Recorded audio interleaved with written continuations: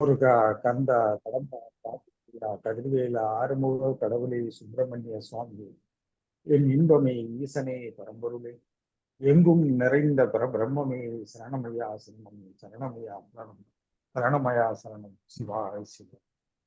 மயில் வாகனனே, மயூர வாகனனே, எங்கள் நாதனே, குமார கடவுளுக்கு அரோகரா, அரோகரா, அரோகரா. குமார கடவுளுக்கு அரோகரா, அரோகரா, அரோகரா. குமார கடவுளுக்கு அரோகரா. ஓம் குமரகுருதாச குருப்யோ நமக. ஓம் குமரகுருதாச குருப்யோ நமக. ஓம் குமரகுருதாச குருப்யோ நமக. ஓம் ரமணாய நமக. ஓம் ரமணாய நமக. ஓம் ரமணாய நமக. அருட்பெரும் ஜோதி, அருட்பெரும் ஜோதி, தனி பெரும் கருணை, அருட்பெரும் ஜோதி, அருட்பெரும் ஜோதி, அருட்பெரும் ஜோதி, தனி பெரும் கருணை, அருட்பெரும் ஜோதி, அருட்பெரும் ஜோதி, அருட்பெரும் ஜோதி, தனி பெரும் கருணை, அருட்பெரும் ஜோதி. ஓம் பிரிய பாபாஜி நமோ. ஓம் பிரிய பாபாஜி நமோ. ஓம் பிரிய பாபாஜி நமோ. ஓம் சங்கராய நமக. ஓம் சங்கராய நமக. ஓம் சங்கராய நமக. சொல்லுங்க வினோத். வணக்கம் சுவாமி. வணக்கம் சுவாமி, பணிவு, இந்த பணிவு வாழ்க்கையில் எவ்வளவு முக்கியம்? ஏன் ஆண்டவனை பணிவு காணணும். சாமி? நீங்க முடிங்க. ஏன் பணிவுடன் எப்பொழுதும் இருக்க வேண்டும் என்பது சொல்ல வேண்டும். முதல்ல தாழ்ந்தால் வாழ்வாய், சுவாமி சொல்றாங்க. எப்போது நீ தாழ்கின்றாயோ அப்போது வாழ்வாய். சிவபெருமானும் சரி, காலமும் சரி, இயற்கையும் சரி, ஏற்றை தாழ்வுதான் இயல்பை தரும் என்பது உலக நீதி. உலகத்துல சராசரி சாதாரண மனுஷனும் அறிந்தது உணர்ந்தத விஷயம். வெயிலே அடித்துக் கொண்டிருந்தாலும் வாழ முடியாது, மழையே பெய்து கொண்டிருந்தாலும் வாழ முடியாது, காற்றையே அடித்துக் கொண்டிருந்தாலும் வாழ முடியாது. எல்லாம் தேவை. அந்தந்த காலகட்டத்துல ஏறும், அந்தந்த காலகட்டத்துல இறங்கும். இது இயற்கை, இது அனைத்தும் அறிந்ததுதான். ஆண்டவனை காண வேண்டும், ஆண்டவனை அனுபவிக்க வேண்டும், ஆண்டவனோடு இணைய வேண்டும், ஆண்டவனை உணர வேண்டும், ஆண்டவனை ஆராதிக்க வேண்டும் என்றால் பணிவு அவசியம்.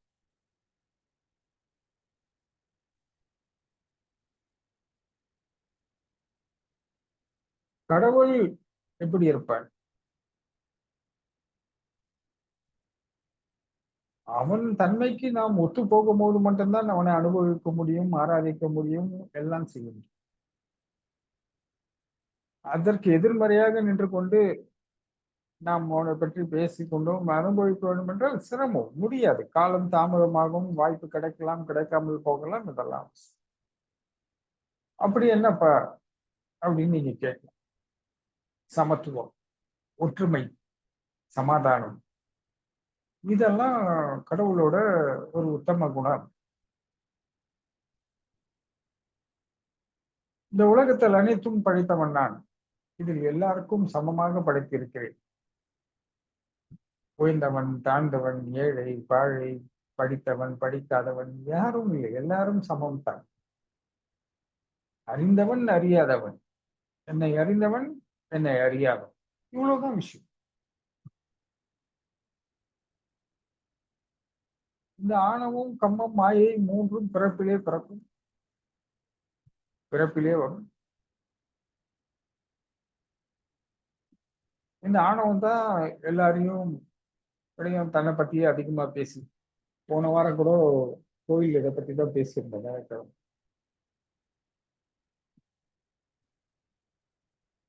அந்த லோகேஷ் ஒருத்தர் இதை பத்தி கேட்டிருந்தாரு. அப்போ பேசிட்டு இங்க இந்த எல்லாம் சமமாக இருக்கிறது. இந்த ஆணவம் எப்போதும் தன்னை பத்தி உயர்வாகவும், தன்னை தாழ்த்தியும், தன்னை பற்றியே பேசிக்கிட்டு இது அடுத்தவங்களை எதிரியாக பாவித்தோம், இப்படி நிறைய குழப்பங்களை உண்டாக்குது. அப்போ நம்ம கடவுளோட தன்மையை விட்டு விலகி போவதாக மாறுபடும். சரி, கற்றறிந்த ஞானிகள் அனைவருமே பணிந்துதான் எல்லா உண்மைகளையும் பேசியிருக்காங்க. துணிந்து நான் இன்னாரு, நான் அன்னாரு என்று சொல்லவே இல்லை.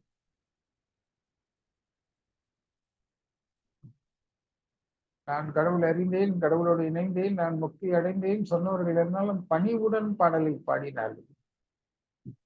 ஒருவரும் தன்னை மிகைப்படுத்தியோ, தான் கொண்ட கொள்கையை மிகைப்படுத்தியோ, தன் நோக்கத்தை பற்றியோ, தன் வழிபாட்டு நிலைகளை பற்றியோ எதுவுமே உயர்வாக சொல்லாமல் எல்லாம் பணிந்து சொன்னார்கள். எல்லாம் ஈசன் அருள் என்று ஒற்றை வரையில் முடித்தார். நம்ம ஐயன் கூட சொல்றாரு, எளிமை, உண்மை, நம்பிக்கை, இந்த மூணு நீ கடைப்பிடி, உன்னை தேடி நான் வரும் சொல்றேன். இந்த எளிமை, உண்மை, நம்பிக்கைன்னா என்னத்தை குறிக்குது? நீங்களே சொல்லுங்க.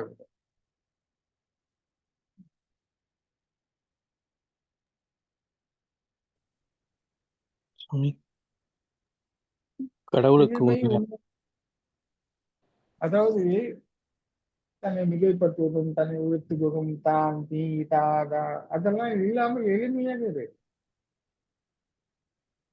இதெல்லாம் இருந்தா உன்னை தேடி நானே வருவேன்னு சொல்றேன். இதை தேடி நீ எங்கே நீனு அலையாது. இந்த மாதிரி நம்ம சுவாமி சொல்றாங்க, என்னை தள்ளினாலும் என்னை நம்புவதை தள்ளி. இத பகவான் ஒரு பெரிய கொள்கையாவே கொள்றார். இந்த நான் சொல்லிக்கிறீடா, இந்த நான் யாருன்னு கேள்வி.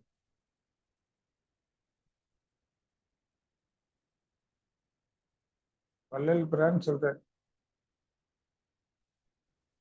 இந்த எலக்ட்ரான் ஒண்ணு இல்லைன்னா பதிவுகளே இல்லடா. சிம்பிள். ஒளிதான் நிஜமா உலகம் முழுக்க இருக்கு. இந்த ஒளிதான் ஈசன், அவன் தான் நடுப்பெருஞ்சு முடிச்சு. தனிப்பெரும் கருணை வள்ளல் பிரான் சொல்ற, அந்த கருணைக்கு நிகர் எதுவுமே இல்லைன்ற. அவன் கருணையால தான் நம்ம எல்லாம் வாழ்ந்துட்டு இருக்கோம். எல்லாமே இயக்கங்கள் ஓடிக்கிட்டு இருக்கு, எல்லாமே நடக்குது. நம்ம என்ன வேணா ஆராய்ச்சி பண்ணலாம், எல்லாத்துக்கும் முடிவு என்னன்னு பார்த்தீங்கன்னா ஈசன் உங்க எல்லை வந்து முடிவு. அதனால பணிவு என்பது என்ன, எப்படி பணிவை வளர்ப்பது? கண்டிப்பாக சிரமம் தான். ஏன்னா இது பிறப்பிலேயே வந்திருக்கு.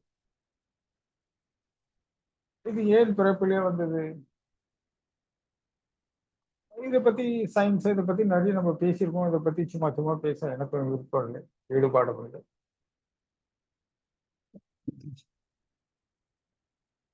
இந்த கம்மம்னா அனுபவங்கள்.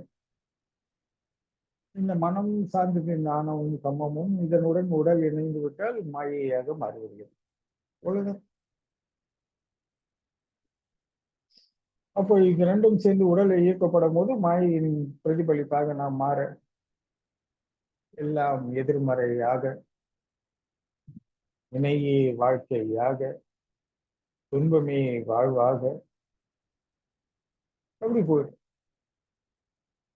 அப்போ இந்த பணிவு என்பது யாது? தன்னடக்கத்தை குறிப்பிட்டிருக்கிறார். தன்னடக்கம் என்பது தன்னிடம் இருப்பதை என்கிட்ட இருக்கு இல்லைன்னு சொல்லி மற்றவங்க மனம் தோணாமல் நடப்பதற்கு பேர் தன்னடக்கம். மற்றவர்களை தாழ்த்தியோ உயர்த்தியோ பேசாமல் இயல்பாக தன்னடக்கமாக பேசும். பணிவு என்பது யாதெனில் எல்லாரையும் மதிக்கணும். எல்லாரும் சொல்லுவாங்க எனக்கு ஆணவம்லாம் இல்லை சாமி. ஆணவம்னா என்ன நினைச்சுக்கிறாங்கன்னா, நீ நான் நீ எவன் ஊர்னு குதிக்கிறவன் வெட்டுறவன் குத்துறவன்லாம் ஆணவம் தான். இல்ல. நிறைய பேர் சொல்லுவாங்க எனக்கெல்லாம் ஆணவமே கிடையாது சாமி. அவங்களுக்கே தெரியாது ஆணவம்னா என்ன. ஒரு சின்ன சந்தர்ப்பம் வரும்போது உள்ள இருந்து குதிக்கிறான் பாரு, அப்ப தெரியும் உங்களுக்கு. So, எல்லாரையும் சமமா மதிக்கணும். இந்த நீ எத்தனை தூரம் எல்லாரையும் மதிக்க கற்றுக்கொள்கின்றாயோ அப்போதுதான் இந்த ஆணவம் அடங்க ஆரம்பிக்கும். அதன் இயக்கத்திலிருந்து நம்ம விடுபட ஆரம்பிக்கும். நல்லவன் கெட்டவன் அது இல்லை, நாம் முடிவு செய்ய வேண்டியதில்லை. இப்ப நம்ம இந்த சுயநலத்தை வச்சு அநியாயத்தை பேசுவோம், தர்மத்தை பத்தி பேசுவோம், நல்லது கெட்டதை பத்தி பேசுவோம். அவரவர்கள் பிரச்சனை, அவரவர்கள் வாழ்க்கை முறை, அவரவர்கள் ஏதோ நாம் எதற்காக அவர்களை சம்பந்தப்படுகிறோமோ அதை நேர்மறையாக கையாண்டு விட்டால் அவர் யாரா இருந்தாலும் நமக்கு இல்லை. ஆனால் நாம் சில விஷயங்களுக்காக பண்ணோம். அதனால இந்த பணிவை வளர்க்க வேண்டும் என்றால் முதலில் அனைவரையும் மதிக்க கற்றுக்கொள்ள வேண்டும். அவர் விரும்பியவர், விரும்பாதவர், என்ன வேணா இருக்கட்டும், அவர் பிரச்சனை. நமக்கு என்ன இருக்கு? நீ நல்லவனா இருந்தா உனக்கு, நீ கெட்டவனா இருந்தாலும் உனக்கு தான். நமக்கு ஒன்றும் வரப்போகுது. அவர் நல்லவரா இருக்கிறதுனால நமக்கு என்ன வரப்போகுது? அவர் கெட்டவரா இருக்கும் போது நம்மளுக்கு என்ன போக போகுது? எல்லாரும் என்ன நினைக்கிறாங்க, கெட்டவனா நம்மள ஏதாவது பண்ணுவாங்க, நம்ம பொருளை அபகரிப்பாங்க, நம்ம சுகத்தை அபகரிப்பாங்க, அப்படிலாம் சொல்லி ஒரு பயம் இருக்கு. அதனால நல்லவங்களை நாடணும், நல்லவங்க எல்லாம் ஒரு நம்பிக்கையா செயல் பண்ணலாம். அப்ப நம்மளுக்கு இந்த மாதிரி ஒரு சுயநலத்தின் அடிப்படையில போறாங்க. நீ அவ்வளவு பலவீனமா இருக்காது. நீ உறுதியா நிலையான நிலைப்பாட்டில் நீங்கள் இந்த உலகத்தில் அப்படி பிரிச்சுன்னா எதுவுமே இருக்காது.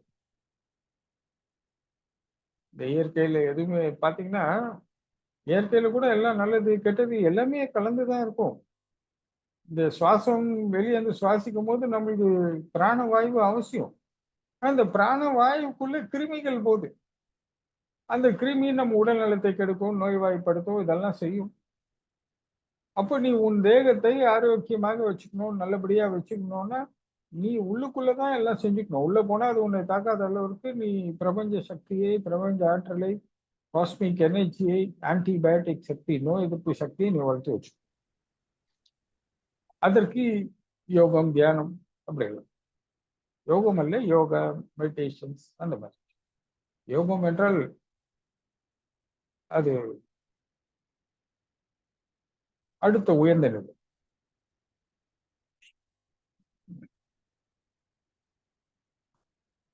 இதெல்லாம் உன்னை நீதான் காப்பாத்திக்கணும். அப்படி இல்லைன்னா நம்ம கடவுளை நம்பி இருக்கும்போது கடவுள் நம்மளை காப்பாற்றுவோம். அந்த நல் உணர்வு நம்ம எழுப்பப்படும் போது இந்த மாதிரி நோய் கிருமிகள்லாம் அகற்றப்பட்டு நம் உடல் நலம் காக்கப்படுகின்றது. அப்படி முடியலன்னா ஒண்ணும் பண்ண முடியாது. இவ்வளவுதான் நம் நிலைப்பாடு. ஸோ இப்ப இந்த நல்லது கெட்டது, நல்லவனா இருக்கணும் கெட்டவனா இருக்கணும் எல்லாம் எதுக்காகன்னா நம்மளோட எதிர்பார்ப்பு அது என்னன்னா நம்மளோட சுயநலத்தினால நம்ம இதெல்லாம் செய்யணும். எல்லாத்துக்கும் ஒரு ஆதாயம் வேணுன்ற ஒரு விஷயம். சிரிச்ச ஆதாயம், கை தட்டின ஆதாயம், கண்ணில் பார்த்த ஆதாயம், எல்லாம் லாபம் லாபம் லாபம். என்ன பண்ண போறாங்க எனக்கு தெரியல. அதிகப்படியான சுயநலம், அது பேராசை, என்னடா பண்ண போறீங்க? யாராவது வாழ்றாங்கன்னு பார்த்தா யாரும் வாழல. நான் இன்னைக்கு ஒருத்தரை பார்த்து கேட்டேன், என்ன பண்ண போறீங்க சுயநலத்தை வச்சு? நீ இப்படி இருக்கி, இதனால உனக்கு எவ்வளவு கஷ்டம் வருது தெரிஞ்சுது, நீங்க ஏன் இப்படி எல்லாம் நடந்துக்கிறேன்னு அவங்கள கேட்டேன். என்னை பிடிச்சிங்கன்னா அது விட மாட்டேங்குது. நானும் எவ்வளவோ என்னை வெட்டிப்போ, என்னை விட்டுரு, நான் அது இல்லை, நான் இப்படி இல்லை, நான் சாமி சொல்ற பேச்சை கேட்கறேன்னா கூட என்னை விட மாட்டேங்குது. என்னால எதுவுமே பண்ண முடியல. கடைசியில் நான் அது பின்னாடி தான் போறேன். அவங்களுக்கு தெரியுது இது தப்புன்னு தெரியுது, இதனால நம்மளுக்கு தான் கஷ்டம் வருதுன்னு தெரியுது, எல்லாமே அவங்களுக்கு புரியுது. ஆனா என்ன பண்ண முடியும்? அதை இப்ப நான் சொல்றதை கேட்கறாங்க, மாத்தணும்னு நினைக்கிறாங்க. ஆனா சந்தர்ப்பம் வரும்போது அவங்க பழைய அனுபவத்திலே திரும்ப போய் திரும்ப மாட்டேங்கிறாங்க.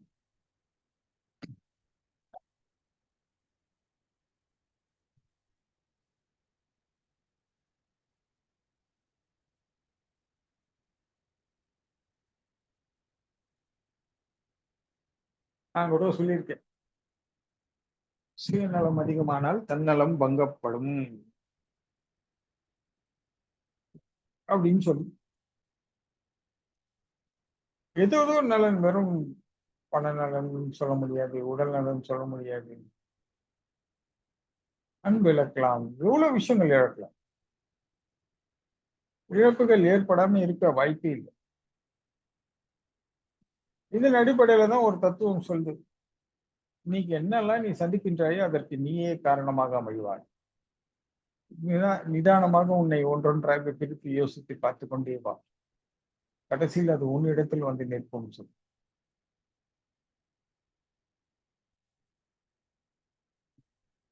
இதெல்லாம் ஏன் பண்ணும், எதுக்கு பண்ணும் தெரியாது, ஆனா பண்ணதெல்லாம் தான். அதுல எந்த வித மாற்றம் இல்லை. நிறைய பேர் சொல்றாங்க, இது எங்க அப்பாவோட குணம், எங்க அம்மா மாதிரி, எங்க அப்பா மாதிரி, இந்த மாதிரிலாம் நிறைய சொல்லுவாங்க. ஆனா அவங்க எல்லாம் பொறுப்பேற்க முடியாது, நீ தான் பொறுப்பேற்றாகும். வயது வந்த பிறகு என் சுகம் நான் எனதுன்றது பிரிக்க தெரியுதுன்னா இதுக்கு மட்டும் மற்றவங்களை குறை சொல்வது நியாயம் இல்லைல்ல. இது மட்டும் நான் எனதுன்னு பிரிக்க தெரியுதில்லை, அப்ப அது மட்டும் அவங்களோடதுன்னு எப்படி சேர்க்க முடியும்? கவனிக்கப்பட வேண்டிய ஒரு விஷயம். இங்க இருந்து உனக்கு தனித்தன்மையை கொடுக்க ஆரம்பிச்சுட்டான் கடவுள், அதை நீ பயன்படுத்த தெரிஞ்சிருக்கு. தெரியும் சாமி, இதெல்லாம் நீங்க சொல்றீங்க, நடைமுறை வாழ்க்கைக்கு இதெல்லாம் சாத்தியமா? எப்படி சாத்தியம் யோசிங்க. என்னை சுத்தி இவங்க இருக்காங்க, அவங்க இருக்காங்க, அதை இருக்காங்க, இதை இருக்காங்க. சுத்தி இருக்கிறவங்க உன்னை மாத்துறாங்கன்னா நீ மாறினா சுத்தி இருக்கவங்களும் மாறுவாங்கல்ல. அது ஏன் யாருக்கும் நம்பிக்கையும் வர மாட்டேங்குது, தைரியமும் வர மாட்டேங்குது. மத்தவங்க என்ன மாத்துறாங்கன்றது ஒத்துக்கொள்றாங்க, ஆனா நாம் மத்தவங்களை மாத்துற அளவுக்கு முனையணும்ன்றதுக்கு யாருக்கும் தயாராக.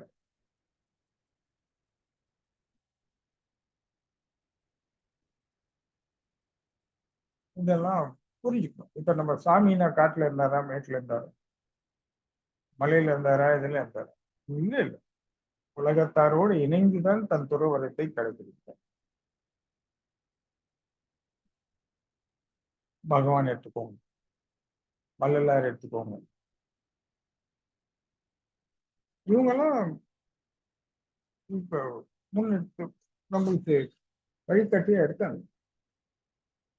அவங்களாம் இந்த உலகத்தையோ உற்றத்தாரையோ சுற்றத்தாரையோ சுற்றுப்புற சூழலையோ குற்றம் சொல்லவில்லை, குறை சொல்லவில்லை, அனைத்தையும் ஏற்றுக்கொண்டார்கள்.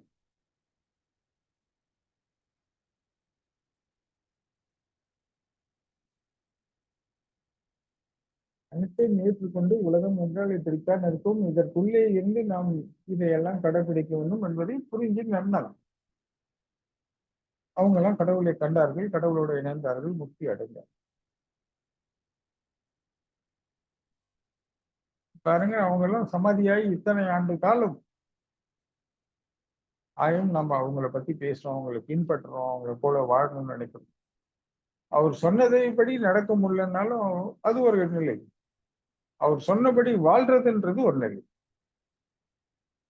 இப்போ உன் வாழ்வியல் முறைக்கு உன் வாழ்வியல் முறை, நான் என்ன தேவையோ அந்தந்த தருணத்திலே கேட்பதெல்லாம் கொடுக்குறேன் அப்படின்னு சுவாமியை நம்புறவங்க இருப்பாங்க. ஆனா சாமி சொன்னபடி வாழ்றன்னு நினைக்கிறவங்க எல்லாம் சீடர்கள். எல்லா சூழ்நிலையிலும் பக்தர்களாக இருக்கும், சீடர்களாக இருக்கும், சாமி சொன்னபடி வாழணும்னு முயற்சி செய்து பின்பற்றி போகும். இல்லப்பா எனக்கு அதெல்லாம் தெரியாது, எனக்கு நீ தெரிஞ்சுட்டேன், நான் ஏதோ உனக்கு பார்த்தோன்னா ஒரு கந்தா ஒரு காசா சொல்லு, சரி உனக்கு என்ன வேணுமோ வாங்கிப்போ பார்த்து.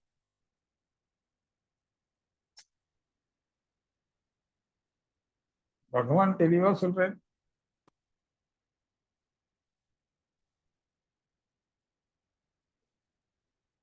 இந்த மாதிரி எல்லாம் எனக்கு தெரியாது, எனக்கு துறவரத்தை பத்தி தெரியும், ஞானத்தை பத்தி கேளுங்க, யோகத்தை பத்தி கேளுங்க. நடைமுறை வாழ்க்கையில் வரும் சிக்கல்களே அவரவர்கள் தேவைகளோ ஆசைகளையோ இல்லது நலனோ இதெல்லாம் அவங்கவுங்க பூர்த்தி செஞ்சுக்கணும். அமைதியை பத்தி கேளுங்க, சமாதானத்தை பத்தி கேளுங்க, ஒற்றுமையை பத்தி கேளுங்க, கடவுளை பத்தி கேளுங்க, நான் சொல்றேன். இந்த தேவைகள், ஆசைகள் இதை பத்திலாம் நான் அந்த போல உலக சமாச்சாரத்துக்குள்ள நான் உள்ள போல வெளியே நினைட்டேன். என்னை நாடுபவர்கள் அனைவருக்கும் ஞானம் மட்டுமே கிடைக்க வேண்டும். இந்த மனதை வெல்ல வேண்டும். மனம் என்ற இயக்கத்திலிருந்து விடுபட்டு ஞானம் என்ற ஒளி நிலையில் வாழ்வியல் இருக்க வேண்டும் என்று நான் சொல்றேன் அப்படின்னு அவர் எளிமையா சொல்லு.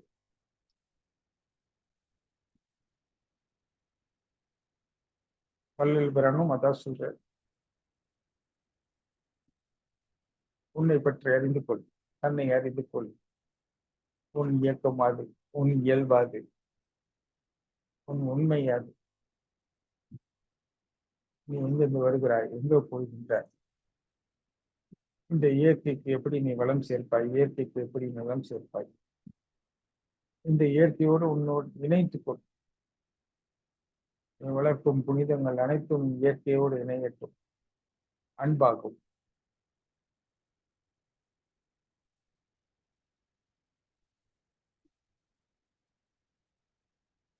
இந்த இயற்கையில் இருக்கும் ஒரு ஈர்ப்பை பெற்றால் அது உரிமையாகும். இயற்கையோடு அந்த அன்போடு இணைந்தால் இயற்கையும் அன்பும் அப்படின்னு அவர் சொல்றார். இது கொஞ்சம் புரிஞ்சுக்கும். நான் ரொம்ப டீப்பா சொல்ல விரும்புகிறேன்.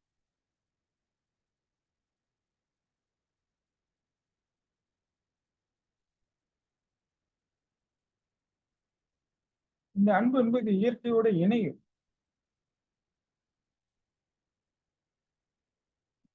அதனால்தான் இயற்கை இதை ஆதரிக்கிறது, அன்பை சிவம் என்ற அமைதி கொள்கிறது. இறைவனை அதுவும் வணங்கி நிற்கும்.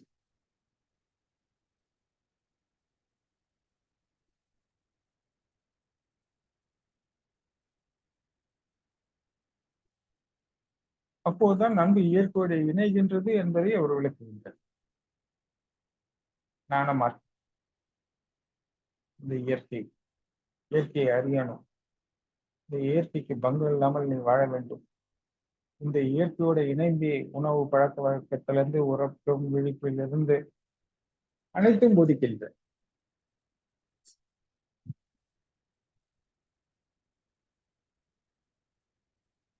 அப்புறம் நம்ம ஐயன் காலம் எல்லாம் மாறிக்கொண்டே இருக்கின்றது. உன்னால் எதுவும் தடுக்கவும் முடியாது, தவிர்க்கவும் முடியாது, மாற்றவும் முடியாது, எதுவுமே பண்ண முடியும். இந்த காலம் சுழண்டு கொண்டே இருப்பது போல் இந்த சுழற்சியிலிருந்து நீ உன்னை விடுவித்துக் கொள். காலம் கடந்து விட்டால் வாய்ப்பு தோல்வி. காலம் கடந்து எதையும் யோசித்து சாதிக்க முடியாது. காலத்தோடையே நீ செய்ய வேண்டும்.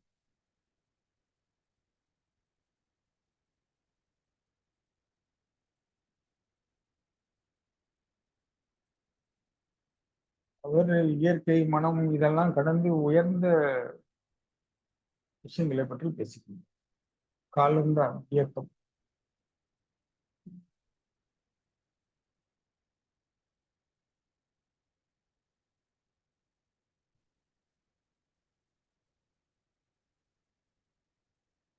இந்த ஒளி மாற்றத்தை கொடுத்து கொண்டே இருக்கின்றது. ஒரு சுழற்சியிலும் நீ ஒளியை விட்டு வெளியே வர வேண்டும். கடந்த ஒளி சுழற்சியால் நீ சுழற்றாய், அடுத்த சுழற்சியில் நீ அது உன்னை இயக்கக்கூடாது.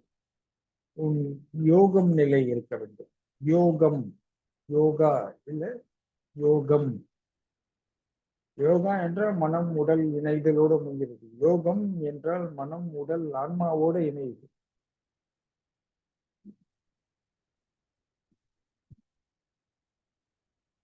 யோகம் நிலை கைகூடும் சொல்றார்.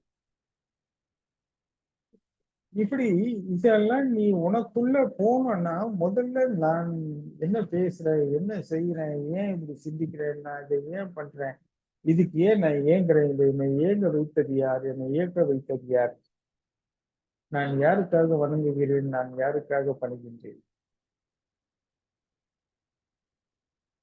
எதற்காக நான் வந்தேன், இதற்காகவா?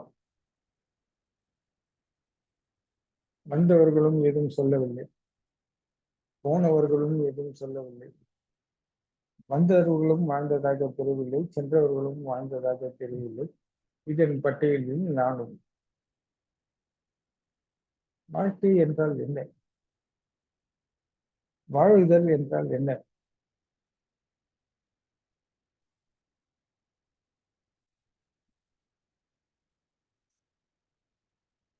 ஒரு புரிதல் வேண்டும். அஞ்சு அஞ்சு வாழும் வாழ்க்கைக்கா இத்தனை சிரமம்?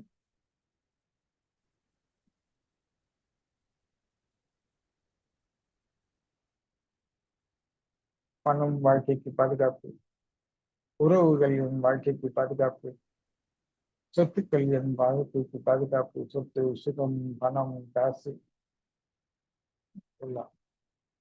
அப்படி என்றால் இதையெல்லாம் பாதுகாத்தால் வாழ்க்கை எப்போது வாழ்வது?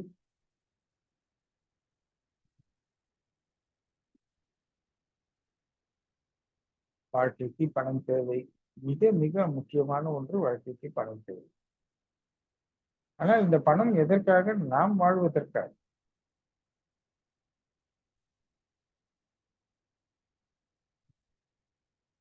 பிறரையும் வாழ வைப்பதற்காக. எல்லாம் அவசியம், எல்லாம் உண்டு, தேவைதான், இல்லைன்னு சொல்ல. ஆனால் இதன் இயல்பை, தாத்துரியங்களை, தத்துவங்களையோ புரிஞ்சு நடந்து. இதெல்லாம் பாதுகாப்பா இருக்கிற மாதிரி எனக்கு தெரியல.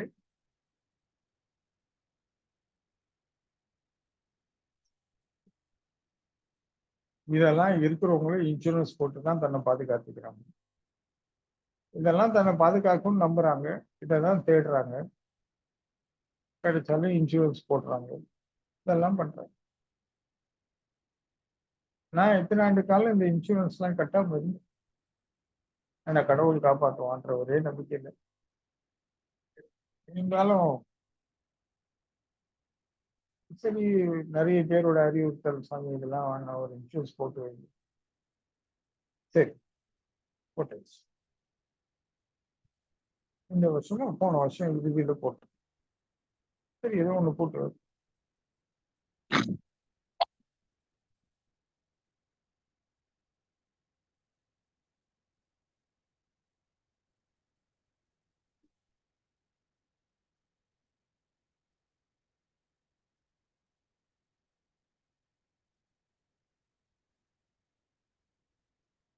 ஆனால் இதெல்லாம் பாதுகாத்துதா என்று முன்னோர்கள் வாழ்ந்து காட்டிட்டாங்க. அவங்க எல்லாம் பாதுகாக்கல.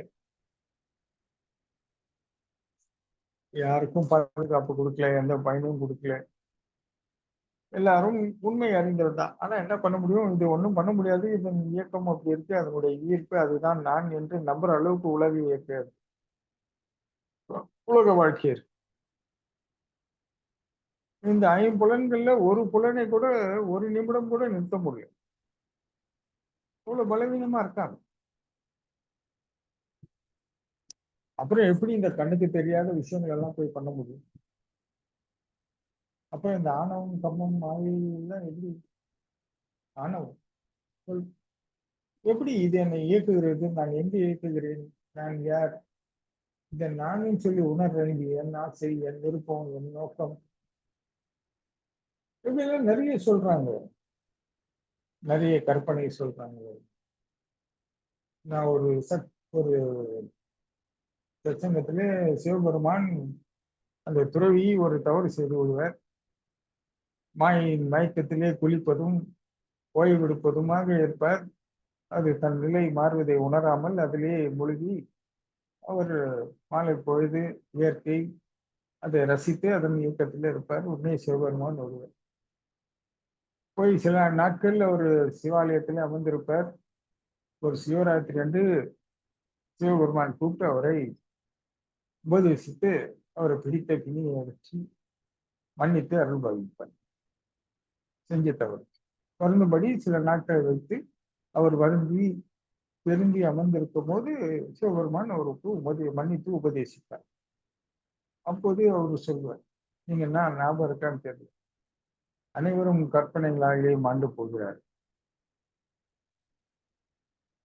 இதை நீ அறிய மாட்டாயா அப்படின்னு சொல்லி அதுக்கு ரொம்ப அழகா அந்த இடத்துல விளக்கம் கொடுத்திருப்பேன். உங்களுக்கு நினைவு இருக்காது. முடிந்தால் கேட்டு பாருங்க திரும்ப ஒரு முறை.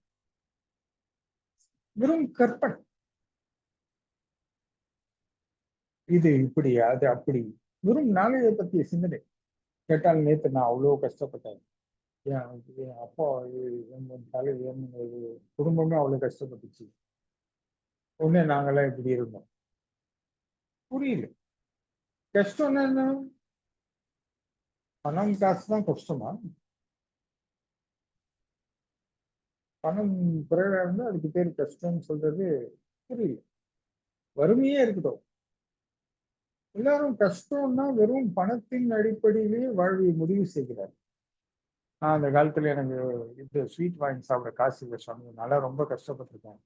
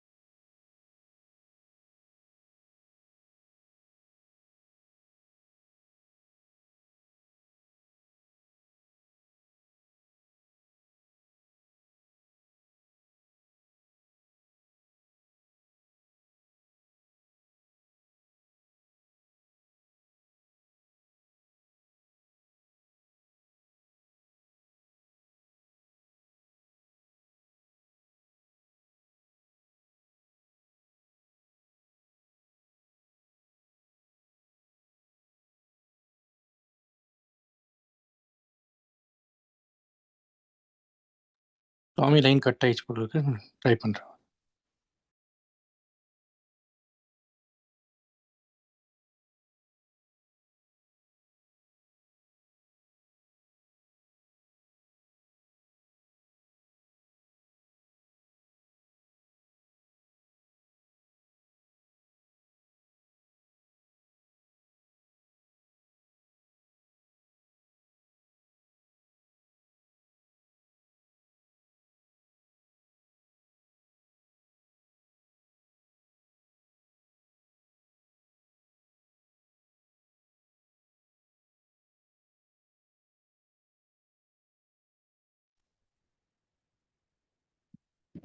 அது கட் ஆயிடுச்சு எனக்கு தெரியவே இல்லை.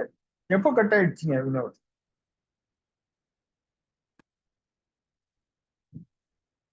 வினோத் கேக்குதா? சாமி கேக்குதுங்க சாமி. உடனே கால் கால் பண்ணிட்டேன் சாமி உங்களுக்கு. 30 செகண்ட் இருக்கும்.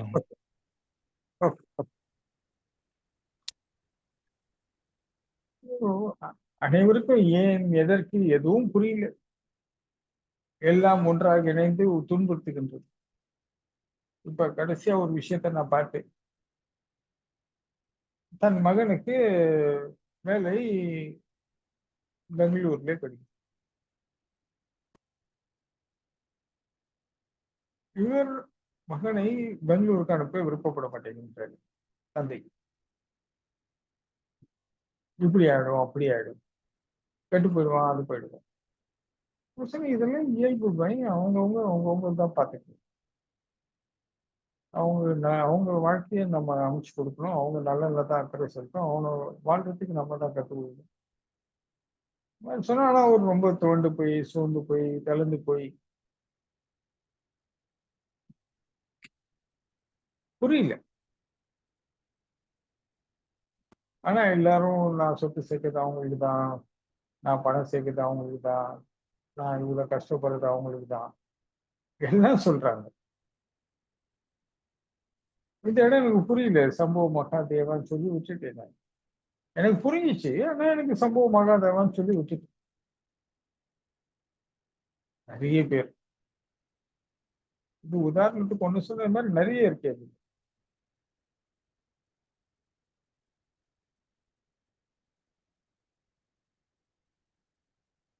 ஆனால் நான் ஒரு சாமியோ யாரா இருக்கட்டும், அவங்க யாருன்னே எனக்கு தெரியாது. ஒரு முறை முதல் முறை பார்க்கும்போது வணக்கம் சொல்லி சாமி இது கண்டிப்பா உங்களுக்கு நடக்கும், நான் பார்த்துக்கிறேன், நிச்சயம் நடக்கும் சாமியாரால் ஒரு குறையா இருக்காது, நீங்க விரும்பியது நடக்கும். நம்ம உடனே அவங்க விருப்பத்தை பூர்த்தி செய்யும். ஆனால் இதுதான் நான், இதுதான் எனது என்று சொல்பவர்கள் பூர்த்தி செய்வதில்லை. அது என்னன்றது நீங்களே பார்ப்போம். எங்களுக்கு யாரு என்ன எதுவுமே தெரியாது, இருந்தாலும் பரவாயில்ல.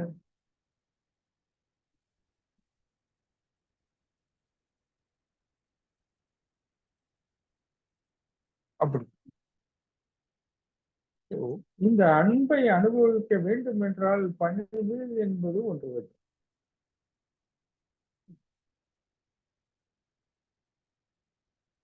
அன்பை நீங்க எப்படி அனுபவிக்க முடியும்? எல்லாத்தையும் சமமா பார்க்கும்போது மட்டும் தான் அனுபவிக்க முடியும். அப்ப என்ன சுவாமி நம்ம எல்லாம் பண்ணிட்டு அந்த மாதிரி சாதுவா இருந்தா பணிவாரு, சாதுவா இரு தப்பு இல்லை, ஆனா கோழியா இருக்காரு. பணிவா இருப்பதும் தப்பு இல்லை, சாதுவாக இருப்பதும் தப்பு இல்லை, ஆனால் கோழியாக இருப்பது தப்பு.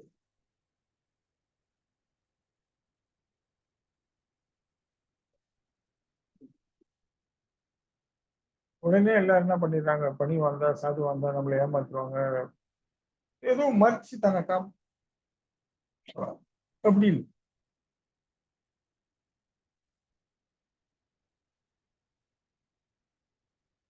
எதை எங்க செய்ய வேண்டும், எதை எப்ப செய்ய வேண்டும் கவனமாக இருக்கு.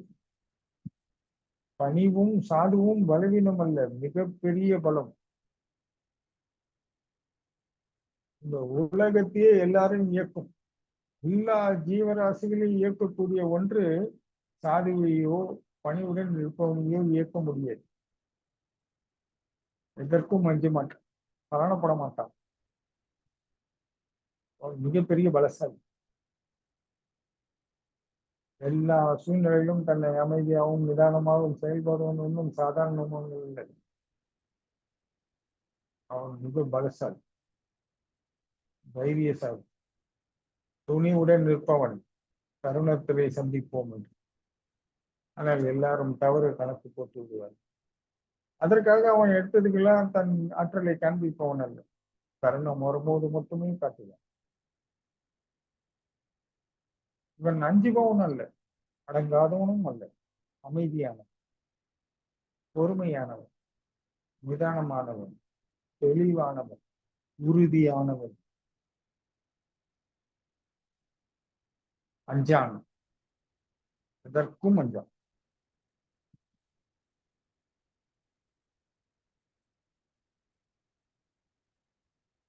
அன்பின் பலம் அத்தனை பெரிய பலம்.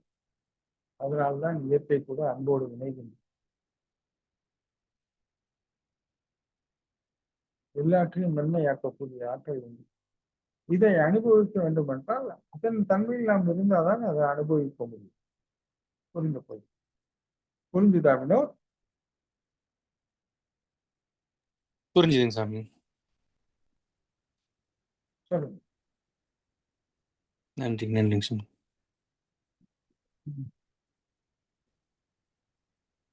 ஜெகதீஷ் வரீங்களா? வணக்கம் சார். வணக்கம், சொல்லுங்க ஜெகதீஷ். சுவாமி, இந்த மனதின் இயல்பு எப்பொழுதும் காலத்தை நோக்கி இருக்கின்றது சுவாமி. நேற்று, இன்று, நாளை என்று. இந்த காலத்தை அப்பாற்பட்டு நிற்க வேண்டும் என்றால் என்ன செய்ய வேண்டும்? காலத்தை அப்பாற்பட்டு எப்படி நிற்பீங்க? அல்லது இந்த காலத்திலிருந்து, கால இயக்கத்திலிருந்து நம்மை விடுவிக்க வேண்டும் என்றால் என்ன செய்ய வேண்டும்? அதுதான் யோகம் செய்ய வேண்டும். நீங்க இந்த மனம் பின்னாடி நம்ம போடுறோம், இந்த மனம் போனோடனே அது பின்னாடி உடம்பு போயிடும். இந்த மனம் இருக்குமானா உடல் இருக்குமாயிடுது. ஸோ இந்த மனதை அமைதியாகவோ நிதானமாகவோ தெளிவாகவோ உறுதியாகவோ தன்னம்பிக்கையோட தைரியத்தோட வச்சா அந்த உடல் ரொம்ப இயல்பா இருக்கு, கவனிக்காமல் ஒரு பாரம் இல்லாம சுலபமா இன்பகரமா இருக்கு, இல்லைன்னா துன்பகரமா. அதுக்கு என்ன காரணம்? நான் இந்திய ஆசா பாசம் இதெல்லாம் நம்ம சொல்றது வேணா சுலபமா இருக்கலாம், ஆனா அதிலிருந்து வெளியே வர்றதுன்றது அவ்வளவு சுலபம் இல்லைதான். ஏன்னா நமக்குள்ள அனுபவங்கள் இன்று நேற்று இல்லை. நம்ம அம்மா அப்பா அண்ணன் தம்பி எவ்வளவு உறவுகள் இருக்கு, எல்லாரோட கம்யூனிகேஷன்ல நம்ம கலந்துருக்கோம். அதெல்லாம் நம்மளை பலப்படுத்தி இருக்கு, அதெல்லாம் நம்மளை பலவீனப்படுத்தி இருக்கு. இந்த அனுபவங்கள்ல நம்ம கிட்ட நிறைந்திருக்கு. இதுல நாம் என்ன பண்றோம்னா, இந்த சுழற்சியிலிருந்து தன்னை விடுவித்துக் கொள்றதுக்காக தான் முதல்ல இந்த யோகம் தியானம் பண்ணணும். தியானம் பண்ணி இந்த இயக்கத்துல இருந்து நம் நிலையை நாம் கவனித்து சரி செய்து, ஏன்னா இது இயல்பே, வாழ்க்கையின் இயல்போ எப்படின்னா எல்லாத்தோடையும் தொடர்பு கொள்ளணும். நம்ம அகம் புறம் எல்லாத்துலயும் நம்ம கலந்து இருக்கிறோம். இந்த அகம் புறம் எது கலந்தாலும் தன் நிலைக்கு உணர்தல் வேண்டும். தன்னை அறிதல், தன்னைத்தான் உணர்தல் என்ற மாதிரி விஷயம். இப்ப இந்த காலத்திலிருந்து நம்ம எப்படி விடுபடுவது அப்படின்னு நீங்க கேட்டீங்கன்னா, நேத்து செஞ்ச தவிர நீங்க திரும்பி நாளைக்கு செய்யக்கூடாது. இந்த யோகத்தோட இணைதல் வேண்டும். இந்த மனம் உடல் ரெண்டும் ஒரே சமநிலையை அனுபவிக்கணும்.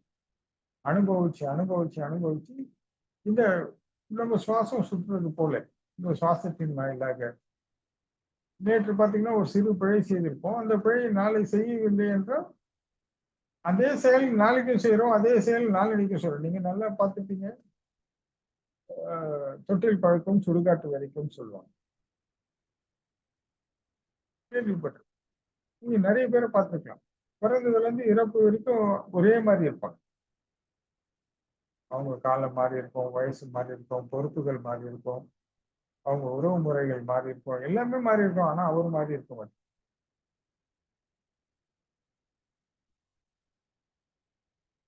நேற்று செய்த தவறை இன்று திருப்பி அந்த தவறை நாளை நாம் செய்யாவிட்டால் நீ கால சுழற்சியிலிருந்து விடுபட்டாய் என்று சொல்லும். எளிமையா சொல்லணும். இதை மிகைப்பற்றி பிரம்மாண்டமா சொல்லணும்னா நிறைய சொல்லணும்.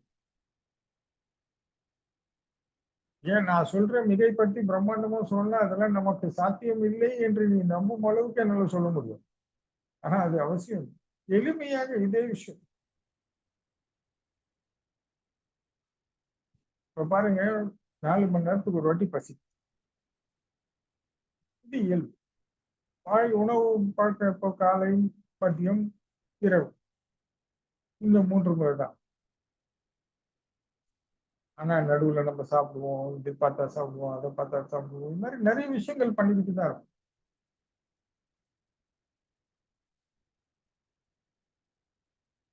அந்த தருணம் வரும்போது ஒண்ணு சொல்லுது இல்ல, அது யார்? இப்ப நீ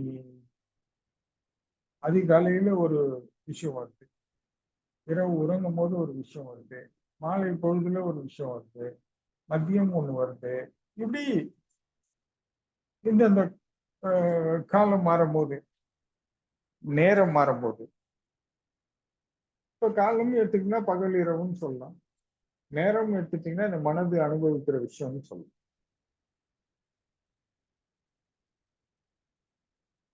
இந்த மனம் அமைதியுடன், சமாதானத்துடன், ஒற்றுமையுடன் மென்மையாக இருந்தா அது நல்ல நேரம். அது வன்மையா எதிர்த்து சுயநலம், பேராசை, ஆத்திரம், கோபம், தாபம் இருந்தா அது கெட்ட நேரம். இதுதான் ராகு காலம், இதுதான் யமகண்டம். இவ்வளவுதான். இந்த மனமும் இதை எப்படி அறியணும்? நம் உணர்வுகளை வச்சு, நம் சொல்களை வச்சு, எல்லாருக்கும் தெரியும்ல, கோபமா இருப்பான், ஆத்திரமா இருப்பான். ஆனா ஒரு சுயநலம் இருக்கிறதுனால, என்னோட இது இருக்கிறதால இப்ப வேலை செய்யற இடத்துல இருந்தா கூட அவன் காட்டாம, ஏன்னா அவனோட அவனுக்கு பணம் பெருசு. வீட்டுல சண்டைனா டோட்டலா எல்லாரும் கோபமா வெட்பாண்டால வேலைகளை தப்பா செய்வாங்க, கூட இருக்கவங்க எரிஞ்சு விழுவாங்க, இதெல்லாம் செய்வாங்க. இதெல்லாம் நீங்க பார்த்துருக்கீங்க. சமநிலையோடு இருக்க முடியாது அவங்க. இந்த மாதிரி நீங்க எளிமைப்படுத்தி கொண்டீங்களா இந்த கால சுழற்சியில சுத்திக்கிட்டே விடுபட்டுக்கிட்டே வரலாம். இல்ல இதை மிகைப்படுத்தி நான் வெளியே போய் அண்ட சராசரங்கள்ல தேடுறேன், பாதாள லோகத்துள்ள போய் தேட போறேன், நான் காத்துல தேடுறேன், ஒளியில தேடுறேன்னீங்கன்னா காலம் வீணாவும் தேரும், ஒன்றும் கண்டுபிடிக்கவும் முடியாது, ஒன்னையும் மாற்றத்தை விடுபட முடியாது. அதுக்கு மாறாக நம் காலத்தையும் வீணடிச்சு, நேரத்தையும் வீணடிச்சு, நம் வாழ்க்கையும் வீணடிச்சு இப்படி போயிடும். சோ எதை ஒன்றும் மிகைப்படுத்தாமல் எளிமைப்படுத்தினால் உண்மையை அறியலாம். மிகைப்படுத்த போனோம்னு சொன்னா ஒண்ணுத்துக்கும் விளக்கம் கிடைக்காது. ஒண்ணு தொட்டு ஒண்ணு, ஒண்ணு தொட்டு ஒண்ணு போய்க்கிட்டே இருக்கும்.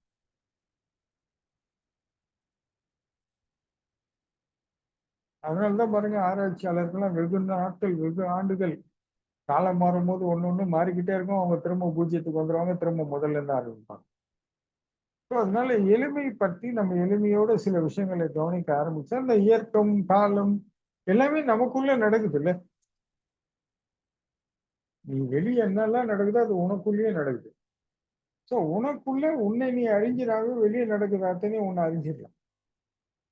அதனாலதான் வெளியே தேடினா அதுக்கு பேர் விஞ்ஞானம், உள்ள தேடினா அதுக்கு பேர் மெய்ஞானம்.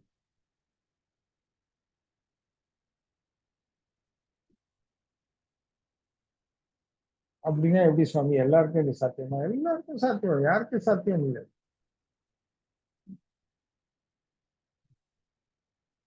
எல்லாருக்கும் சாத்தியம். ஆனா நீ எத்தனை தூரம் ஆர்வத்துடனும் ஈடுபாடுடனும் உண்மையோட ஆத்மார்த்தோட உழைக்கின்றாயோ அத்தனை தூரம் பலனை காண்பாய். அவ்வளவுதான். இப்ப இதுக்காக நம்ம வாழ்வு தொண்டு எதனா போய் உட்காந்து அந்த மாதிரிலாம் சொல்லியே சாமி சொல்ல, வள்ளல் சொல்ல, பகவான் சொல்ல, யாருமே சொல்ல.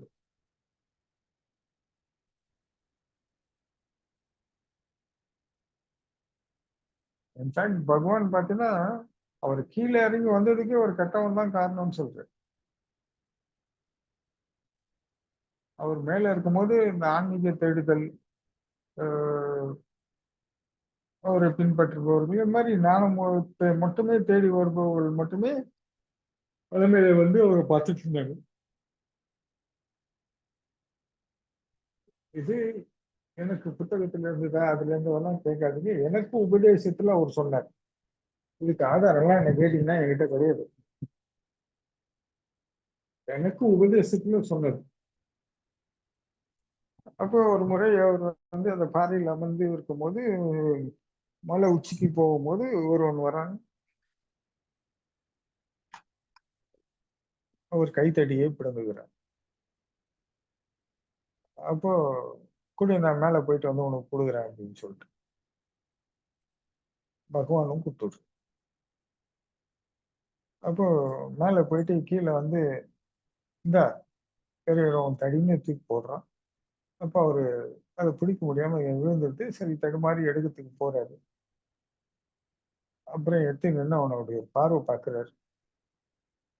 அந்த பார்வையின் கருணையிலே அவன் வெளுத்து போய் தரண்டு போய் தன்னை அறியாமல் மன்னிப்பு கேட்கிறான், மன்னிச்சிருங்க.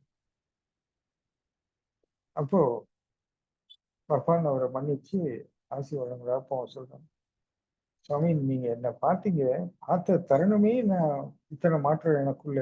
நான் இவ்வளவு ஒரு கொடூரனா இருந்தேன். என்ன மாதிரி நிறைய பேர் இருக்கான் சுவாமி கீழே. நீ கீழே வந்தனா எவ்வளவு பேர் மாறுவாங்கன்னு சொன்ன. அப்போ பகவான் தன் அனுபவத்திலே எனக்கு உபதேசம் கிடைச்சு ஒரு வாட்டி நான் விருபாட்சர் குகையில உட்கார்ந்துட்டு இருக்கும் போது எனக்கு கிடைச்ச விஷயம். அவர் சொன்னார், ஞானம் வேண்டி கடவுளை மட்டும் தேடுபவர்களும் வந்து என்னை பார்த்தாங்க. அவர்களுக்கு மட்டும் கிடைத்த பலன் எல்லாருக்கும் கிடைக்கணும். என்ன ஒரு நல்லவனும் கடவுளை தேடு போகணும், கடவுளை பின்பற்று போகணும், என்னை கீழே கூட்டு வரல. அவன் தான் என்னை கீழே கூட்டு வந்தான். ஒரு கெட்டவன் தான் எனக்கு வந்து இந்த உலகத்துல நிறைய விஷயம் நிறைய பேர் நம்பறதுக்காக எல்லாருக்கும் பயன் கிடைக்கும்னு சொன்னான் அப்படின்னு சொல்லி தன் அனுபவத்துல ஒரு வாட்டி எனக்கு சொல்லியிருந்தார்.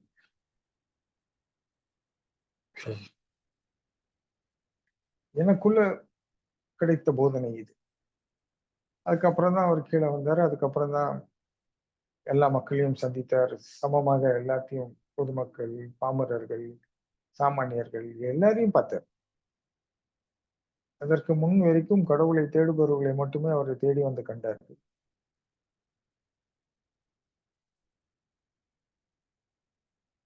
அதுக்கப்புறம் எல்லாரையும் பார்த்தார், எல்லாரையும் நேசித்தார், எல்லாருக்கும் அன்பு பாவித்தார். எல்லாருக்கும் ஒரே உபதேசமாக இருந்தது, நான் யார் கேளுங்க. எளிமையாக இருந்தது. எல்லாருக்கும் இந்த நான் யார் சொல்லும் போதே குழப்பத்திலிருந்து விடுபட்டதாக தெரியப்படுது. எல்லாருக்கும் அமைதியாக அமர்ந்து மௌனத்திலே எல்லாரோட உணர்வுகளையும் கலந்து பேச ஆரம்பித்தார்.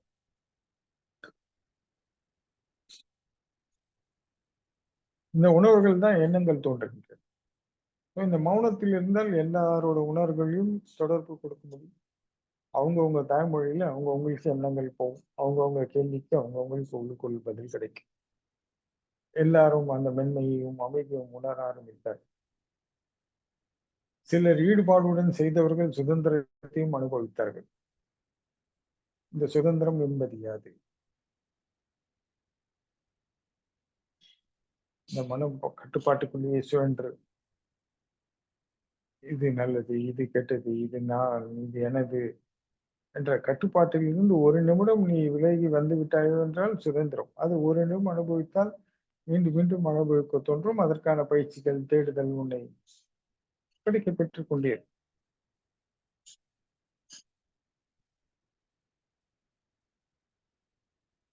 எப்படியா?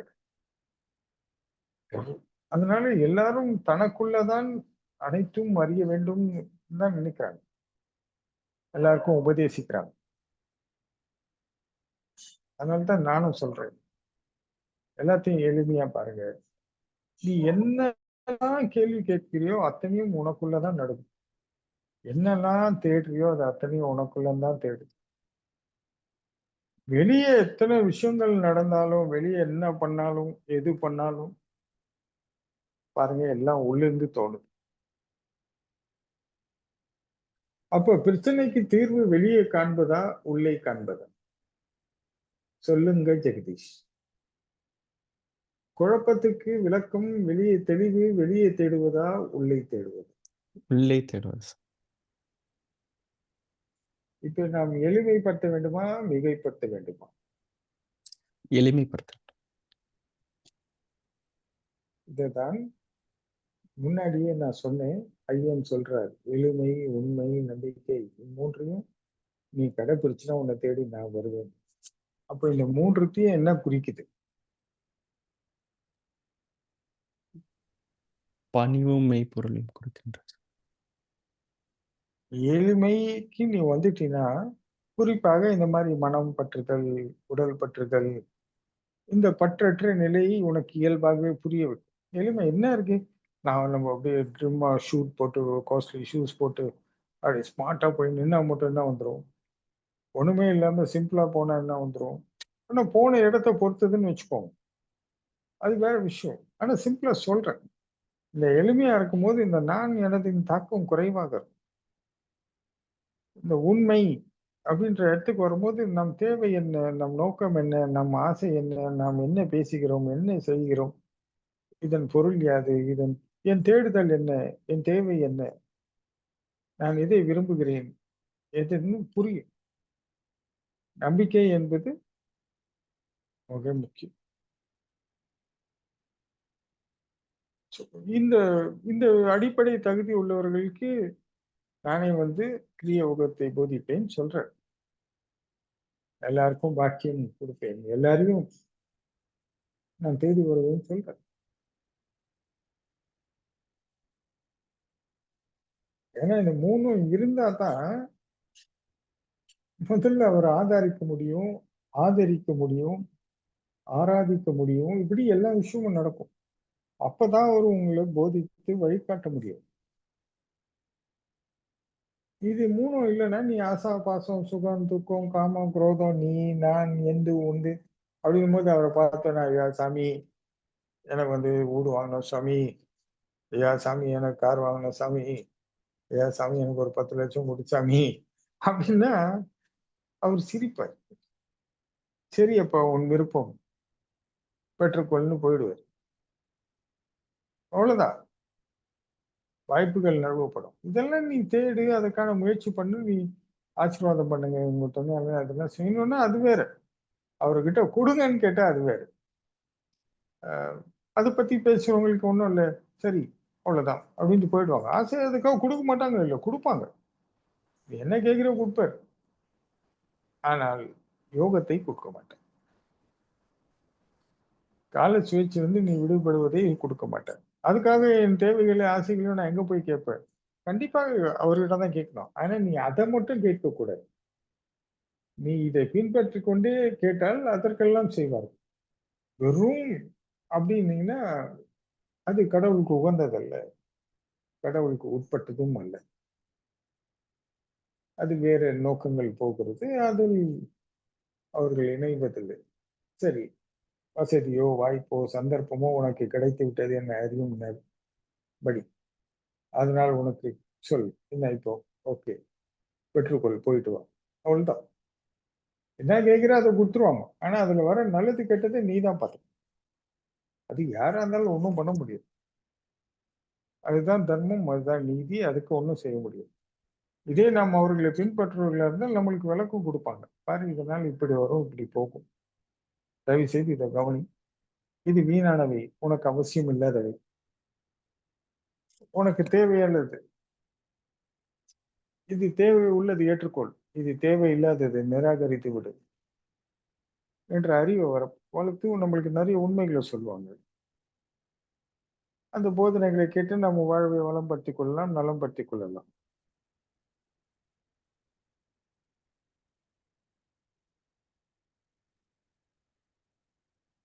அதை தவிர்த்து விட்டு நம்ம இது, அது, அப்படி, இப்படி, ஊ, அப்படின்னா ஒண்ணும் பண்ண மாட்டார். சரி, என்னைக்காவது ஒரு நாள் நீ ஆடி ஓடி ஓஞ்சி உட்காருவல. அன்னைக்கு வந்து கேளு. அன்னைக்கு நான் சொல்றேன். அது வரைக்கும் நீ என்னென்ன தேடுற, என்னென்ன உன் சாமர்த்தியம் என்னென்ன இருக்கோ எல்லாத்தையும் காட்டு, நானும் பாத்துக்கிறேன். என்னைக்கு என்னால பா முருகா அப்படின்னு சொல்றியோ அன்று ஒண்ணுமே இல்லடா. சிம்பிள். அப்ப நேத்து செஞ்சது இன்னைக்கு செய்யணும்னா நீ சுயேட்சையில இருந்து வெளியே வந்த. அவ்வளவுதான். அப்படின்னு ஒரு சின்ன உபதேசத்தை ஏத்துக்கிறதுக்கே இத்தனை பெரிய பக்குவங்கள் வேணும். அதனால நம்ம எளிமையா நமக்குள்ள தேடினாலும் புரிஞ்சிடும்.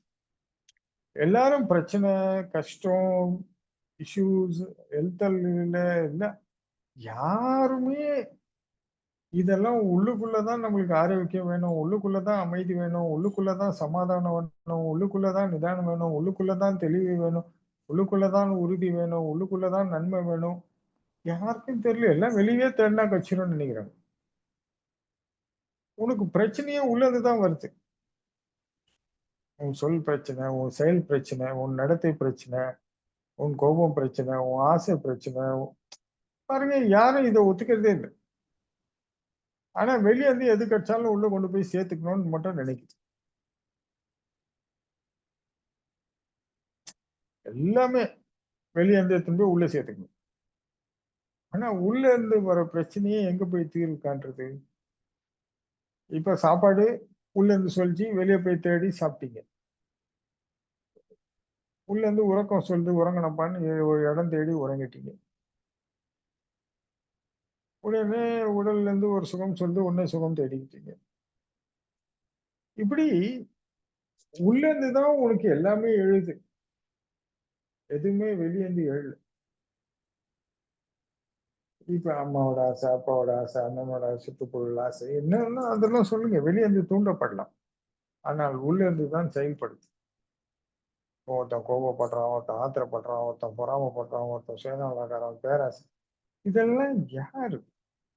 வெளியே யாருமே உன்னை துன்புறுத்தல. உன்னை துன்புறுத்திக் கொள்வது நீயே. உனக்குள்ளதை நீதான் துன்புறுத்துற. சரி, தப்பு, நியாயம், அநியாயம், நீதி, அநீதி எல்லாம் உனக்குள்ள இருந்து எல்லாமே போதிக்கப்படுறது அந்த தருணத்துல. கவனம் இல்லாமல் ஏதேதோ பார்த்து சிதறி விடுகின்றோம். நாம் வெளியே தேடுறதுனால எல்லாம் வெளியே கிடைக்கும்னு தேடுறாங்க. ஆனா எதுவுமே கிடைக்காது. கடவுளை கூட உனக்குள்ளதான் பார்க்க முடியும், உனக்குள்ளதான் தேட முடியும், உனக்குள்ளதான் அடைய முடியும், உனக்குள்ளதான் முக்தியும் உணர முடியும். எல்லாம் உனக்குள்ளதான் நடக்கும். கடவுளையும் உனக்குள்ளதான் பார்ப்பேன்.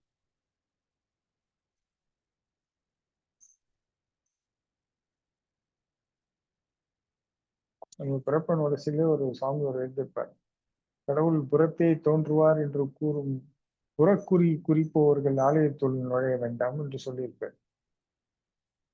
அந்த மாதிரி சொல்லாதேன்னு சொல்றான்.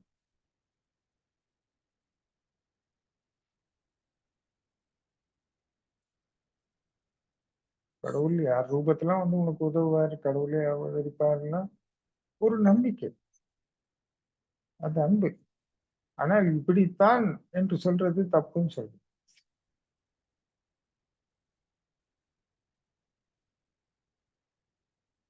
சுவாமியின் அவர் வாழ்க்கையில சந்திச்ச சில நிகழ்வுகள்லாம் அது முருகப்பெருமானே வந்து செஞ்சதாக நம்பினார். அந்த குறிப்பிட்ட மனிதரோ அப்படின்னு பார்க்கல. இத்தனை பெரிய நன்மை எனக்கு யார் செய்தார் என்றால் அது முருகப்பெருமான் செய்தார்ன்னு தான் சொல்றாரு.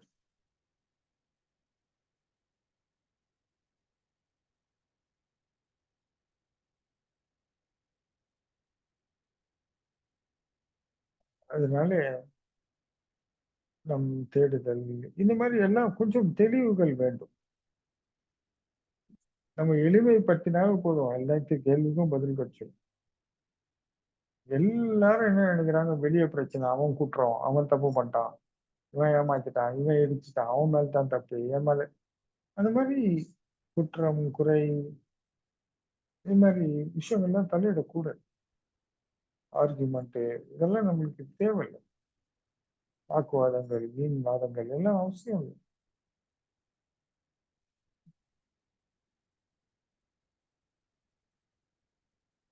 ஏன்னா எல்லாமே நமக்குள்ள நடக்குது, நமக்குள்ளதான். இப்ப எல்லாரும் இங்க இருந்து அங்க போறோம், அங்க இருந்து இங்க போறோம், எதை தூக்கி போறோம்?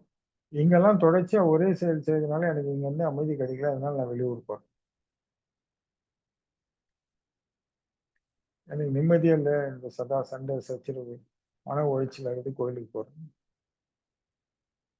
இந்த கோயிலுக்கு போறேன், அந்த கோயிலுக்கு போறேன், இங்க வேண்டிக்கிறேன், அங்க வேண்டிக்கிறேன், ஒன்றும் பொருள். எங்கேயும் அங்கேயும் ஓடுறாங்க. ஆனா எங்க சுத்தினாலும் உன் நிழல் உன் கூட தான் இருக்கும். நீ திரும்பி ஆரம்பிச்ச இடத்துக்கே தான் வரப்போற. இங்க இருந்து அங்க போய் அங்கேயே வாழ்ந்துட போற இல்ல. திரும்பி இங்கே தான் வரணும், திரும்பி இதை தான் சந்திக்கணும், திரும்பி இந்த சூழலை தான் பார்க்கணும். சரி, அங்க போயிட்டு வந்த அனுபவத்தை இங்க கொண்டு வந்து அது பண்ணா அது பண்ண முடியாது.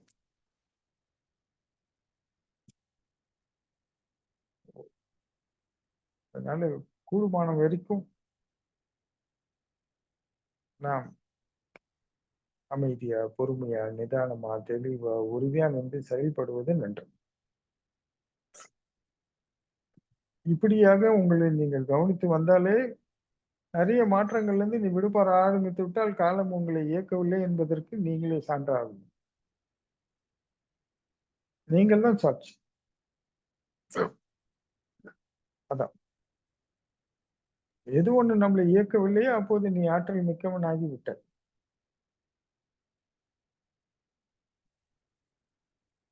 இல்லையா? பவர், இதுதான் பவர். நிறைய பேர் என்ன நினைச்சுக்கிறாங்க, பவர்னா அப்படின்னா மேஜிக் மாதிரி இது வரும் அது வரும், இப்படி இருக்கும் அப்படி இருக்கும், பவர்ல காசு வரும் பணம் வரும்.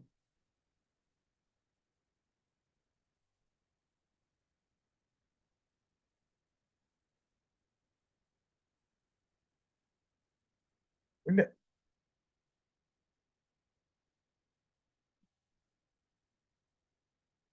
ஸோ இந்த பவர்னா எதற்காக பவர்? ஸோ இந்த ஆற்றலை வச்சு எவ்வளவு விஷயங்கள் பண்ணலாம். அந்த மாதிரி குறிப்பாக இந்த பவர் எதுக்காக நம்ம யூஸ் பண்றோம்னா திரும்ப திரும்ப அதே சுழற்சியில் நம்ம போகாம நிறுத்துவதற்கு இந்த பவர் யூஸ் ஆகும். அவ்வளவுதான். புரிஞ்சுதுங்களா ஜெகதீஷ்? புரிந்தது சுவாமி. எப்படி சாமி நீங்க இவ்வளவு உஷாராகிடுங்கன்னு கேட்குது. இல்லை சுவாமி. நான் பண்றது கொஞ்சமா தனியா வாழ்ந்தா தன்னெல்லாம் புரிஞ்சிடும். ஆனா அது ஒரு சௌகரியம். நம்மளை பத்தி நாம் சிந்திக்கிறதுக்கான நிறைய நேரங்கள் கிடைக்கும். சொல்லுங்க. நன்றிங்க சுவாமி. இப்பொழுது நேற்று நாம் தவறு செய்தோம், கடந்த காலத்தில் நாம் தவறு செய்திருக்கின்றோம். இதை திருத்த வேண்டும். இதை திருத்துவதற்கு அந்த தவறுக்காக வருந்துவது எவ்வளவு முக்கியமாக்கப்படுகின்றது சுவாமி. வருந்துனாதான் நீ திருந்தவே முடியும். வேற சான்ஸ் ஆப்ஷனே கிடையாது உனக்கு. திருந்துவதுன்னா எப்படி? சரிப்பா, நேத்து நான் உன்னை ஏயின்னு கூப்பிட்டேன். சரி, இனி நான் உன்னை கூப்பிட மாட்டேன். இது திருந்திட்டதுன்னு ஆயிடுமா? மீண்டும் அதே சூழ்நிலை வரும் பொழுது அந்த தவறை மீண்டும் செய்யாமல் இருக்க வேண்டும். அப்போ நான் அவரை ஏன் கூப்பிட்டேன்? தப்பு தானே. அந்த தவறை வருந்தணும். அவர் கஷ்டப்பட்டாரோ இல்ல அவமதிக்கப்பட்டாரோ அந்த பலனை நாம் உணரப்படும் போது வருத்தம் இயல்பாக பிறக்கும். அது கடவுள்கிட்ட வருந்தி, முருகா நான் இந்த மாதிரி செஞ்சுட்டேன், என்னை மன்னிச்சிரு அப்படின்னும் போது உடனே முருகப்பெருமான் டைம் ஓகே மன்னிச்சுட்டு போ அப்படின்னு சொல்ல மாட்டார். அந்த அனுபவம் ஆழமாக பதியும் வரை உன்னை விட மாட்டார். ஒரு 2 நாள் 3 நாள் அவ்வளோ இல்ல.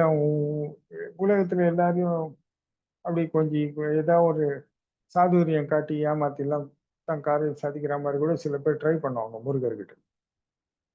அப்பெல்லாம் அவர் கண்ணு கூட திறக்க மாட்டாரு, அது வேற விஷயம். ஆனால் உண்மையா நம்ம ஒரு நிமிஷம் வருத்தப்பட்டோம்னா அடுத்த நிமிஷமே கடவுள் மன்னிச்சுடுவேன். அப்போதான் அந்த தவறு உங்களுக்கு வரும் முன் காப்பாற்றும். அந்த தவறு நீ செய்யும் போதே டக்குன்னு உணர்த்தும். இந்த அனுபவம் உன்னை தடுக்கும். அது அறிவா மாறும், நன்மை பயக்கும். இல்லைன்னு சொன்னா இப்ப பாருங்க, சில தவறுகள் உலக நீதியா இருக்கும் போது தண்டிக்கப்படும். தண்டிக்கப்பட்ட பிறகு அவன் சிறைச்சாலை செல்றான். சிறையில் அடித்து விடுபட்டு வெளியே வந்தவுடன் அவன் யாராக பாவிக்கிறான்? அவன் ரவுடியா மாறுறானா இல்ல நல்லவனா மாறுறானா? திருந்தியவனாக நினைக்கின்றார் சுவாமி. அப்படி ஏதாவது சாட்சி இருக்கா உங்ககிட்ட? இல்லை சுவாமி. நீங்க எவ்வளவு தமிழ் சினிமா பாத்துக்கிறீங்க? நல்லவனா இருப்பான், ஏதோ ஒரு தவத்துல ஜெயிலுக்கு போயிட்டு வந்த பிறகு பாத்தீங்கன்னா ஒரு பெரிய டெரவாயிடுவாரு. நடைமுறை வாழ்க்கையில நிறைய பேர் அப்படிதான் பார்க்கலாம்.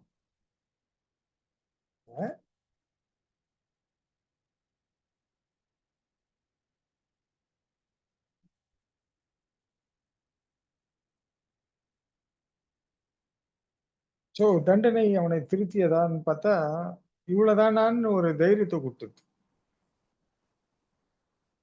இவ்வளவு அடிபடிப்பாங்க, இது எப்படி பண்ணுவாங்க, இவ்வளவுதான் இது, நம்ம இவ்வளவு நாள் இருக்கணும் அப்புறம் வெளியே வந்துடும், இதுதான். ஆனால் இங்க பாருங்க, கடவுள் என்ன செய்யறான், அந்த தவறுக்காக வருந்தி உணர்ந்து வருந்தி திருந்தி மன்னிக்கப்படும் போது அவன் சமூகத்துக்கே பயனுள்ளவனாக மாறுகிறான்.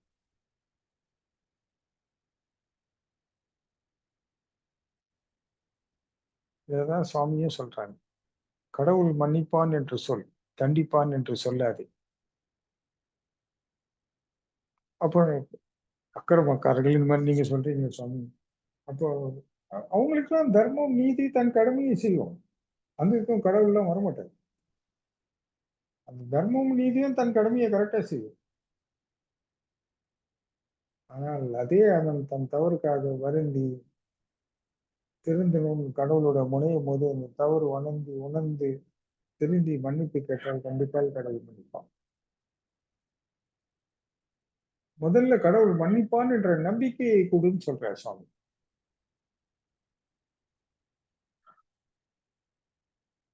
புரிஞ்சுதுங்களா ஜெகதீஷ்? புரிந்தது சுவாமி. சொல்லுங்க. சுவாமி, இதில் எவ்வாறு வருந்த வேண்டும்? இந்த வருந்துவதற்கு தடையாக இருப்பது எது சுவாமி? ரொம்ப சிம்பிளா வந்துடலாம் ஜெகதீஷ். ஐயோ வடை போச்சு,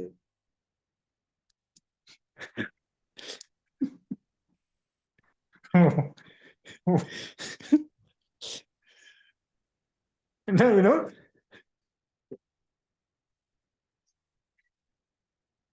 ஆமா சாமி. ஆமா, ரொம்ப சிம்பிளா வருந்தலாம், வடை போச்சு. நம்ம ஒரு வடை தவற விட்டாலோ இல்ல ஏதோ கீழே விழுந்தாலும் கூட நாம் வருத்தப்படாம இருக்குமா? ஒரு பழமோ ஒரு வடைன்னே வச்சுப்போம் நம்ம வடிவேல் மாதிரியே.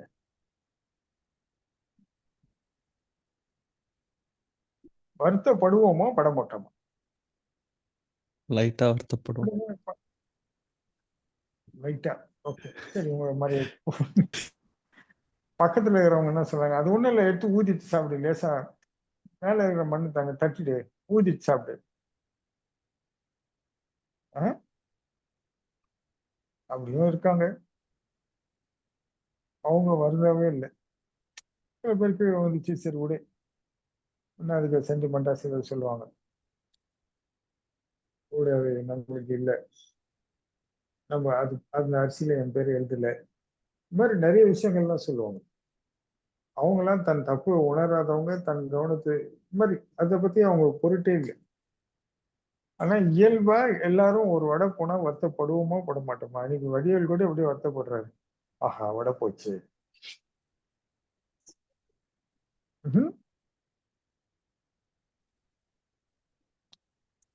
ஆம் சார். இப்ப வருத்தம்னா என்னன்னு தெரிஞ்சிச்சா உங்களுக்கு? தெரிஞ்சிச்சு. இது ரொம்ப கஷ்டமா எப்படி ஜெகதீஷ்? எளிமைதான் சுவாமி. ஆனா நீங்க என்ன கேக்குறீங்க, எப்படி சுவாமி எளிமை பற்றி நம்ம தவறுக்காக வருந்துரு வினோத். இல்லை சுவாமி. நிறைய பேர் தவறுக்காக ம், வருந்துவதே இல்லை சுவாமி. அப்படியே அதை கிராஸ் பண்ணிட்டு அப்படியே புரியுது. போயிடுறாங்க. அது நீங்க கூட சொல்லாமே, அது கூட நான் தான் சொல்லணும்னு அவசியம் இல்லை. நீங்க கூட சொல்லாமே, தப்பு இல்லையே. இது சத்சங்கம் தானே. என்னது சுவாமி சொல்ல வேண்டும்? இல்ல இல்ல, இது எளிமையா நீங்க கூட சொல்லலாம்னு சொல்ல வந்தேன். நான் தான் சொல்லணும்னு இல்லை. ஆம் மற்றவங்களுக்கும் புரியுற மாதிரி நீங்க கூட சொல்லலாம். வினோத் கூட சொல்லலாம், யாரும் சொல்லலாம்.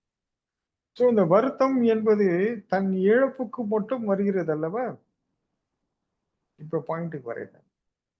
வருத்தம் எப்போது வருகிறது என்றால் தன் இழப்புக்கு வருத்தப்படுகின்றான். எப்பொழுது அடுத்தவங்களோட துச்சமாக பேசியதோ, இல்ல தவறு செய்ததோ, அநீதி இழைத்ததோ, அதர்மம் செய்தேனோ, என்ன எல்லாருக்கும் தெரியும். தெரியாதது யாருக்கும் சொல்ல. சோ இந்த இழப்புக்கு நான் வருத்தப்படுகிறேன் என்றால் பிறர் ஒரு பொருளுக்கும் அவனும் வருத்தப்படுவான், அவனும் சிரமப்படுவான். இதெல்லாம் கொஞ்சம் புரிஞ்சுக்கணும். சோ இந்த வருத்தம் இயல்பாக உனக்கு மட்டும் வந்தா வருத்தம் அப்படின்னு சொல்ல முடியாது. அதுக்கும் வடிவேல் தான் சொல்லுகிறார். உனக்கு வந்தா ரத்தம், எனக்கு வந்தா தக்காளி சட்னியாடா அப்படின்னு. அஹ், பாருங்க, அதுவும் அவர் சொல்லுகிறார். இந்த வருத்தம் அவரவர்கள் இழப்பு ஏற்படும் போது மட்டும் வருத்தப்படுகிறார்கள். ஆனால் அடுத்தவர்கள் நாம் செய்த துன்பத்தையோ, அநீதியோ, அலட்சியப்படுத்தியதோ, அவமதித்ததோ, இதுக்கெல்லாம் யாரும் வருத்தப்படுறதே இல்லை.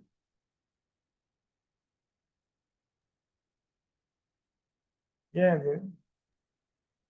ஏன்னா அது அவங்களுக்கு தப்பாவே தோணல. இது தப்புன்னே தெரியல. அதுக்குதான் முன்னாடியே நான் சொன்னேன். ஒரு வடையை வச்சு எல்லாம் உதாரணமும் கொடுத்தேன். இது என்னைக்கு தான் தப்புன்னு அவன் முதல்ல நம்ப ஆரம்பிக்கிறான், தான் தவறுன்னு உணர்றானோ, அதுக்கப்புறம் தான் திருந்தறதுக்கான வாய்ப்புகள்லாம் கிடைக்கும். இல்லைன்னா கிடைக்கவே கிடைக்காது.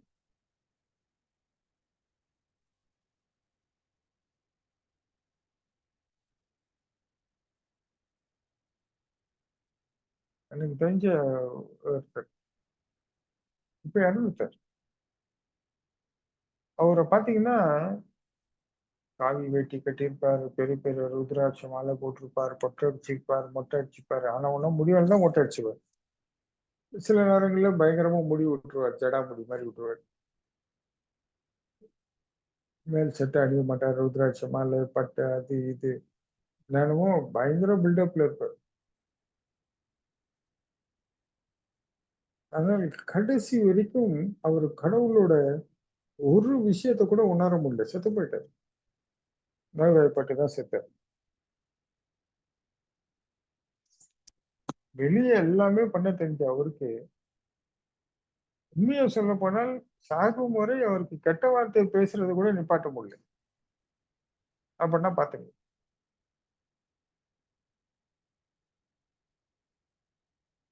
வாயை திறந்து கொஞ்ச தூரம் பேசிட்டே வருவார். உடனே உணர்ச்சி ஏதாவது ஒண்ணு வந்துரும். உடனே கெட்ட வார்த்தை வந்துரும் அதோட சேர்ந்து.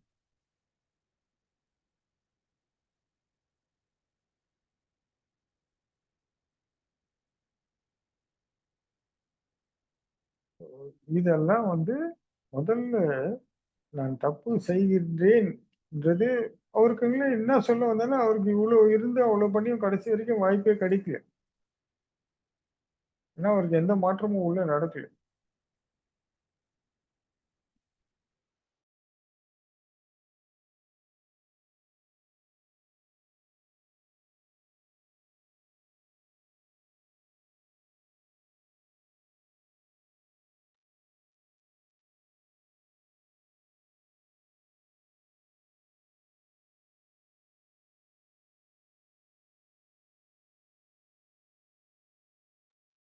வினோத் அண்ணா சுவாமி லைன் கட் ஆகி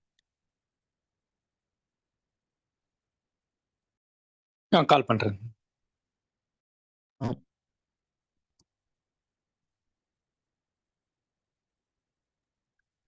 சுவாமி லைன்ல தான் இருக்காங்க. வாய்ஸ் கேட்கல. ஆமா ஆமா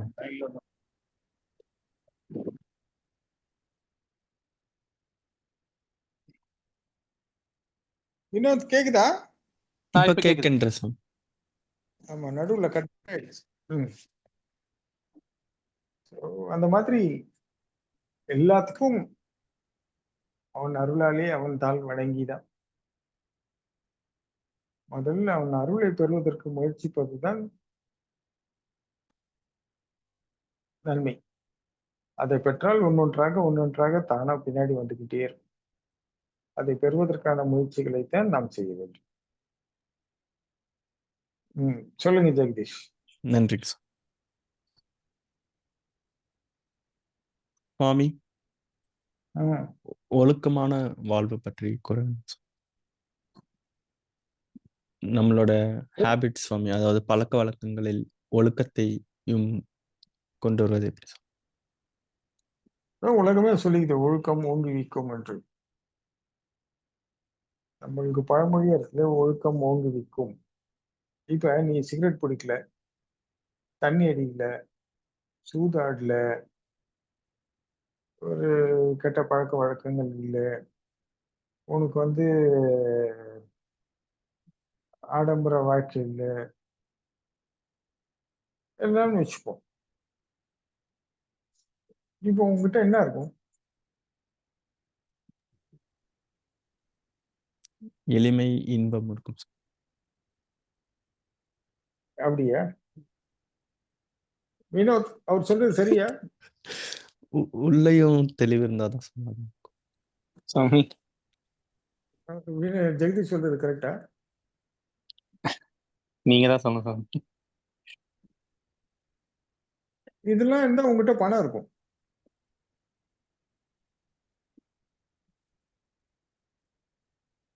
இந்த ஒழுக்கம் இருந்தா உங்ககிட்ட என்ன இருக்கும்? பணம் இருக்கு. இப்ப நீ சிகரெட் குடிச்சாலோ, தண்ணி அடிச்சாலோ, நிறைய உணவுகள் எல்லாத்தையும் இதுன்னு சாப்பிட்ட பழக்கம்னாலோ, இல்ல ஆடம்பர பழக்கம் எது இருந்தாலும், நீ இதெல்லாம் இல்ல, இந்த கெட்ட பழக்கங்கள் எதுவும் இல்லைன்னா உங்ககிட்ட என்ன இருக்கும்? பணம் இருக்கும். ஒழுக்கம் ஓங்குவிக்கும். பொருளாதார ரீதியாக நீ உயர்ந்து விடுவ இல்லையா?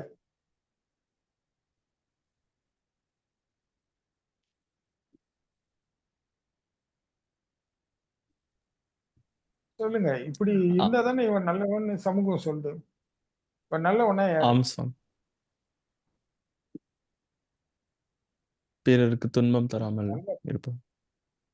பொண்ணு நேத்து கூட போன வாரம் ஒரு அனுபவம் எனக்கு. அப்படியே ரொம்ப நல்ல பையன் சாமி. அப்படியா? ஏன் என்ன விஷயம்? எந்த கட்டப்பழக்கமும் கிடையாது. ஏன் சொல்ல போனா வெளியே அனாவசியமா கூட சாப்பிட மாட்டான். பசிச்சா மட்டும்தான் சாப்பிடுவான். ஓ அப்படியாப்பா, சரி சரி. மற்றபடி எல்லாம் ஒண்ணுங்க. இது இருந்தா போதாதா, இதுதானே முக்கியம் அப்படின்னு சரிங்க சொல்லி விட்டேன்.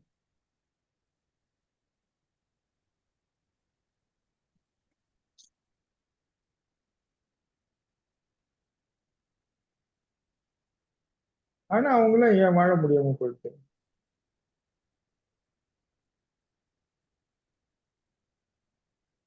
இந்த ஒழுக்கம் ஓங்குவிக்கும் என்பது புறத்தே, இப்ப நம்ம பேசுனது. இது அகத்தே ஒழுக்கம் ஓங்குவிக்கும் அப்படின்னா, இப்ப பாருங்க, அமைதி, சமாதானம், ஒற்றுமை, நிதானம், தெளிவு, உறுதி, தன்னம்பிக்கை, தைரியம், ஒழுக்கம், பண்பு, இது உன்னை எப்படி ஓங்குவிக்கும்? இது ஓங்குவிக்குமா, உன்னை தாழ்த்துமா? இங்க ஆசை இருக்காது, அன்புதான் இருக்கும். உள்ள எந்த பற்றும் இருக்காது, துறவாதான் இருக்கும். பிறரை சலனம் இல்லாமல் பார்க்கும் மனம் இருக்கும். யாரை பார்த்தாலும் இவனா அவனா, இப்படி அப்படியா, அதுவா இதுவா, விசாரா விசாரா, அப்படி சுதாரிப்பா, அப்படியே பயங்கர கால்குலேஷன், டக்கு டக்கு டக்கு டக்கு டக்கு டக்கு டக்கு டக்கு டக்கு டக்குன்னு ஒருத்தனை பார்த்தவங்க கணக்கு போட்டு நிற்பாங்க. ஒருத்தவங்களை பார்த்தாலும் பேசினாலும் அப்படியே இவங்கதான் அப்படியே துப்பறியும் சிங்கம் போல நடந்துப்பாங்க. ஆனால் இது உள்ளவன் சலனம் இல்லாமல் ஒரு பார்ப்பான். அவரை பார்த்தால் எந்த சலனமும் வராது, எந்த சிந்தனையும் வராது, இயல்பாக சந்திப்பான்.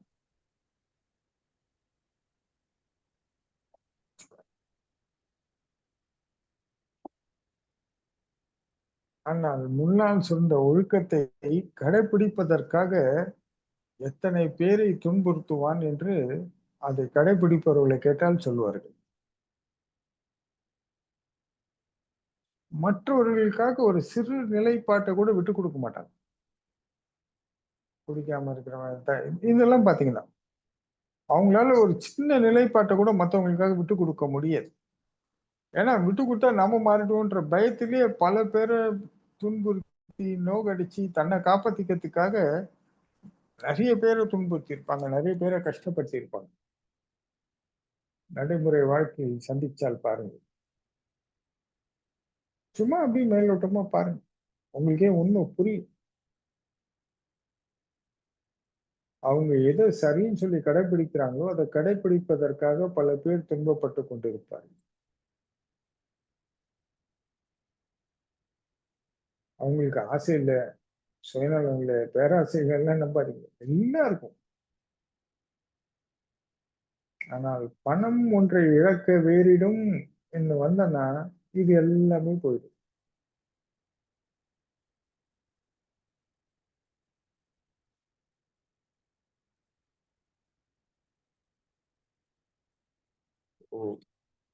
இப்போ ஒழுக்கத்தின் புற ஒழுக்கம் அக ஒழுக்கம்னு இருக்கு.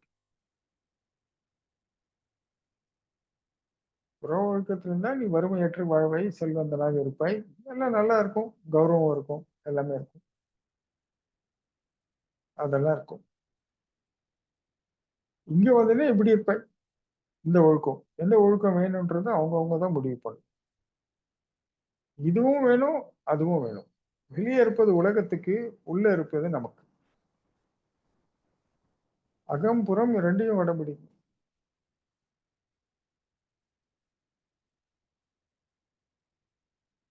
கடைப்பிடிச்சா ரெண்டும் நன்மை செய்யும். அப்போது நாம் அனைத்திலும் சிறந்து விளங்குவோம், வாழ்க்கை பொருள் உணர்வோம், வாழ்க்கை புரியும், வாழ்க்கை இன்பகரமாக இருக்கும். வாழ்க்கையில் எத்தனை இன்னல்கள், இடையூறுகள், எத்தனை சூழ்நிலைகள் வந்தாலும் சந்தித்து தனிச்சு எல்லாம் வென்று வர முடியும். ஆனா இதெல்லாம் சுலபமா நடக்கும்னு நினைக்காதீங்க, நிறைய விஷயங்கள் வரும், தன்னை பக்குவப்படுத்துவதற்கே அனுபவங்கள் வேணும் இல்லையா? ஸோ அதெல்லாம் சந்திச்சு பார்த்து கடந்து வரணும். இப்ப ஐயோ சாமி என்னை காப்பாத்தி, எனக்கு இதெல்லாம் வேணாம் சாமி, இதை காப்பாத்து சாமி, எனக்கு இது கூடு சாமி, எனக்கு அதுக்கு சாமி, இப்படியே என்னை காப்பாத்தி கூட்டு போயிட்டு சாமி வேற ஒண்ணும் வேணாம். ஓகே, போயிட்டு இருங்க, போயிட்டு இருங்க.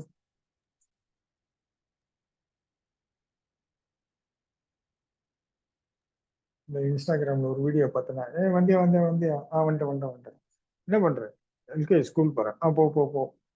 அப்புறம் 5வது படிச்சுட்டேன். படிச்சு முடிச்சியா? முடிச்சிட்டேன். போ போ போ. வேலைக்கு போயிட்டியா? வேலைக்கு போயிட்டேன். சம்பாதிச்சிட்டியா? சம்பாதிச்சிட்டேன். போய் கல்யாணம் பண்ணு. கல்யாணம் பண்ணிட்டேன். அப்புறம் உன் பிள்ளைய வேலை போ, பிள்ளைய வளர்ப்பான். எல்லாம் பண்ணிட்டேன். உன் பிள்ளைய கல்யாணம் பண்ணிட்டேன், கல்யாணம் பண்ணிட்டேன். அப்புறம் உன் பேரன் வந்துட்டான். வந்துட்டான் வந்துட்டான் வந்துட்டான். போ போ போ போ. அப்புறம் என்னாச்சு? அவ்வளவுதான். உன் பேரன் பார்த்துட்டியா? முடிஞ்சிச்சா? வயசாயிடுச்சா? ஓகே, செத்து போ. அடுத்து வா. ஒருத்தன் வந்து இப்படி ஒருத்தனை கூப்பிட்டுட்டே இருப்பான். ஒரு ஏஜ் கொடுக்கும். அதே பொண்ணு இவ்வளவுதான்டா, இதான் வர போற, இவ்வளவுதான். அந்த வேலை முடிச்சிட்டியா? வந்த 2 புள்ளைய பெத்த, படிக்க வச்ச, அதை கல்யாணம் பண்ணி கொடுத்த. உடனே அது குழந்தை பெற்றுக்குச்சு. பொண்ணுக்கு டைம் முடிஞ்சிச்சு, நீ இப்போ அதை பார்க்க போகுது. அப்படியே ரொட்டீன் போயிட்டே இருங்கன்னு ஒரு அழகா ஒரு வீடியோ பண்ணிருந்தேன் இன்ஸ்டாகிராம். அது நான் தேடுறேன், கிடைக்க மாட்டேங்குது. கிடைக்குன்னா கிடைச்சிச்சுன்னா நான் போட்டு விடு. இந்த யூடியூப்ல தேடினா கூட கிடைக்குமான்னு தெரியல. இன்ஸ்டாகிராம்ல பார்த்தேன். அது இலங்கை தமிழ்ல, இலங்கையில அந்த வீடியோ பண்ணியிருந்தாங்க. நல்லா இருந்துச்சு. அப்படி வருவதும் போவதுமா இருக்கிறது வேற. அந்த வாழ்க்கைய பயனுள்ளதா வாழ்வு அமைச்சு, வாழ்க்கையை ஒரு இன்பகரமா வாழ்ந்து, தாமும் வாழ்ந்து பிறரையும் வாழ வைத்து, வாழ்வின் பொழுது வந்து கிடைத்த பயனை முழுமையாக அனுபவித்து வாழ்ந்துட்டு போறது வேற. இல்லைன்னா அடுத்தவனுக்கு பயந்து, எல்லாத்துக்கும் கண்ணில் பார்த்தா பயம், நடந்தா பயம், உட்காந்தா பயம், நின்னா பயம். இந்த பயத்தை மறிக்க அடுத்தவங்க முன்னாடி தன்னை உயர்வா பேசி, பெருசா பேசி, அடுத்தவங்களை காயப்படுத்தி, கஷ்டப்படுத்தி, அது ஒரு வழி. இது அவரவர்கள் விருப்பம், அவரவர்கள் நோக்கம். அவ்வளவுதான். புரிஞ்சுதுங்களா?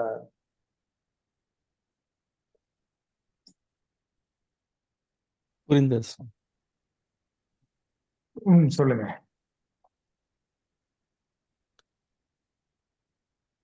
சுவாமி, ம் நீங்க குரூப்ல உனக்கு எத்தனை துன்பம் வந்தாலும் உனக்கு துணையாக நான் இருப்பேன் என்று ம் முருகருடைய ஆமா. வேலும் சேவலும் மயிலும் இருப்பதாக போட்டிருந்தேன். ம் ம் இதை பற்றி விளக்கம் சார். அது உண்மையை சொல்லணும்னா, தமிழ் மனம்னு ஒரு குரூப் இருக்கு. அதுல நந்தகுமார்னு சொல்லிட்டு அவர் ஆக்சுவலி கிறிஸ்டின், ஒரு பாஸ்டர். அவரு நம்ம கிட்ட வந்து பழகிட்டு இருந்தவரு. வந்திருக்காரு, போயிருக்காரு, ஃபேமிலியோட வருவாங்க போவாங்க. முருகரையும் அவருக்கு பிடிக்கும். அவர் போட்டது அதை தான் நான் இன்னைக்கு போட்டேன். அவர் டெய்லி ஒன்று போடுவார் முருகரை பத்தி. ஆஹ் அதுதான் நான் இன்னைக்கு போட்டேன். ஆஹ் அது என்னன்னா ஒரு நம்பிக்கை ஊட்டணும். ஆக்சுவலி இந்த முருக மாநாடு எல்லாம் பார்த்துட்டு இருந்தேன் டிவியில. இன்னைக்கு முருகர் மாநாடு, அது இதுன்னு சொல்லிட்டு அந்த சிறப்புகள் பத்திலாம் ரொம்ப பிரம்மாண்டமா இருந்துச்சு, வரவேற்பா இருந்துச்சு. டிவியில பார்க்கும்போது நம்மளுக்கே ஒரு உற்சாகமா இருந்துச்சு. ஆஹா, நம்மளும் போலியான்னு ஒரு வார்த்தை வந்துச்சு. இது முன்னாடி யோசிச்சிருக்கணும், பார்த்த பிறகு யோசிச்சிருக்க கூடாதுன்னு எனக்கு நானே இதுவும் பண்ணிக்கிட்டேன். ஸோ அந்த மாதிரி சூழல்ல இந்த பார்த்தேன். பார்த்த உடனே சரி நம்ம போதும்னா, அதாவது எல்லாரும் துன்பம் வரும்போது கடவுளை கூட மறந்து விடுவார்கள். அந்த துன்பத்துல முழுங்கி நாம் என்ன செய்ய வேண்டும் என்பதை மறந்து, அதுவாக நானா மாறி ஒரு தன்னம்பிக்கையை இழந்து, நம்பிக்கையை இழந்து, தளர்ச்சி அடைந்து, கட்சியில அந்த முருகனை கிட்ட உதவி நாட கூட இல்லாமல் அவங்களுக்கு சொல்ற மாதிரி கெட்ட நேரம் அப்படின்னா என்ன ஆகும்? இந்த நேரம் என்பது மனதை சார்ந்தது, காலம் என்பது வேறு. ஸோ இந்த அவங்களுக்கு கெட்ட நேரமாகப்பட்டது கடவுளை நாட விடாமல் சோர்வு, தளர்ச்சி அப்படின்னு போய் எதிர்மறை கோபம், தாபம், விருப்பு வெறுப்பு நாளாய் துன்பம் அதிகரிக்க நேரிடுமே தவிர துன்பத்தை இருந்து வெளிப்பட வழி இல்லாத போது நான் இருக்கிறேன் அப்படின்னு முருகப்பெருமான் சொல்றது. அவங்க ஏதோ ஒரு நேரத்துல அவங்களுக்கு வரும்போது டக்குன்னு முருகா என்னை காப்பாத்துப்பா அந்த உணர்வு தூண்டுவதற்கோ அந்த உணர்வின் நம்பிக்கையை வளர்ப்பதற்கோ எதுக்கோ இது சாட்சியா இருக்கும். எல்லாருக்கும் எல்லா சூழ்நிலையிலும் ஒரு தன்னம்பிக்கை வேணும் இல்லையா? நம்பிக்கை தான் வேணும். எல்லாருக்கும் ஒரு நம்பிக்கை. எல்லாருக்கும் எல்லாம் தெரியும். இந்த உலகத்துல எதையுமே உத்தரவாதம் இல்லைன்னு. ஆனா இது எல்லாருக்கும் தெரிஞ்சாலும் எல்லாரும் 100 வருஷம் வாழ போறோன்ற நம்பிக்கையில தான் எல்லாரும் பண்ணிட்டு இருக்காங்க. யாருக்கு தெரியாது இந்த உலகத்துல? எல்லாருக்கும் எல்லா உண்மைகளும் தெரியும். எல்லார் வீட்லயும் வாழ்வு பார்க்குறாங்க. எல்லார் வீட்லயும் சாவு பார்க்குறாங்க. வாழ்ந்தவங்க என்ன வாழ்றவங்க என்ன பண்றாங்கன்னு பார்த்தாங்க. செத்தவங்க என்ன எடுத்துன்னு போனான்னு பார்க்குறாங்க. எல்லாம் பார்க்குறாங்க. ஆனா அவங்களால அதுக்குன்னு வாழும்போது இதெல்லாம் பண்ண முடியுதா? முடியலையே. கடைப்பிடிக்க முடியல. அவங்களுக்கும் தெரியும். யாருக்கும் எனக்கு தெரியாது, உனக்கு தெரியாதுன்னு சொல்ல முடியாது. இந்த உலகத்துல எல்லாரும் வாழ்றாங்க இல்லையா? எல்லாருக்கும் எல்லாமே தெரியும் தானே? வாழ்ந்தபோதும் தெரியும். அவர் செத்த பிறகும் தெரியும். அவங்க அதுக்கப்புறம் எப்படிலாம் உலகம் நடந்துக்கிச்சுன்றது தெரியும். எல்லா பாடங்களும் உலகம் கத்துக் குடுத்தாலும் ஒத்துக்கணும்ல. எல்லாருக்கும் தெரியும். யாரும் எதையும் எடுத்துன்னு போறதில்ல. யாரு ஆனா இருந்தாலும் வாழும்போது அது ஏத்துக்க முடியுதா? ஏதோ ஒரு படத்துல என்ன படம் அது? அது காலாவா? காலா நினைக்கிறேன். காலாவா என்னமோ இந்த ரஜினி வந்து பாம்பேல ரவுடியா இருப்பாரு. அதுல வந்து அந்த ரவுடிக்கு இந்த வில்லன் கிட்ட வந்து சொல்லுவாரு. பாரு நம்ம வந்து செத்தா என்ன எடுத்துன்னு போறோம்? ஒண்ணும் இல்ல. இதெல்லாம் இருக்குன்னு அவர் சொல்லுவார். அப்போ அவன் சொல்லுவான். எனக்கு எல்லா நியாயங்களும் தெரியும். எல்லா தர்மங்களும் தெரியும். ஆனா இந்த வாழும்போது ஒரு பவர் இருக்கு பாத்தியா? அதான் இதெல்லாம் பண்றேன். அப்படின்னு சொல்லுவான். எனக்கு எதுவும் தெரியாது இல்ல. எனக்கு எல்லா நியாயம், தர்மம் எல்லாம் தெரியும். ஆனா என்ன பண்றது? வாழும்போது முடியல. கடைபிடிக்க முடியலன்னு சொல்லுவான் அவன். அந்த மாதிரி இது எல்லாருக்கும் தெரிஞ்ச விஷயம் தான். இது தப்பு, இது சரி, இது நியாயம், இது அநியாயம், இது நீதி, இது அநீதி, இது அதர்மம், இது தர்மம். எல்லாருக்கும் எல்லாம் தெரியும். ஆனா கடைபிடிக்க முடியாது. பின்பற்ற முடியாது.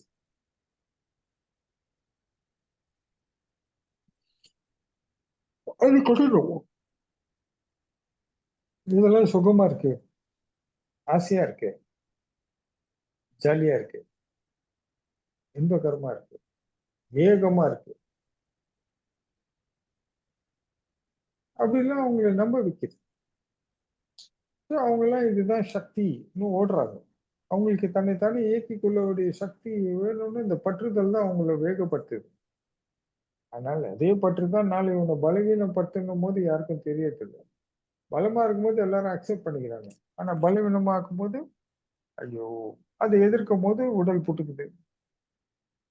பாடி ஒத்துக்க மாட்டேங்குது, மனசு ஒத்துக்க மாட்டேங்குது. எல்லாம் இவருக்கு நோக்கத்துக்கு ஏத்த மாரி எல்லாம் வேலை செய்யும். வேலை செய்யுதுன்னா இவர் கண்ட்ரோல்ல இருக்குது. ஒண்ணும் கிடையாது. அப்புறம் இன்னும் இதுவாச்சு, அதுவாச்சு. நம்ம என்ன பண்ண முடியும்? ஒண்ணும் பண்ண முடியாது.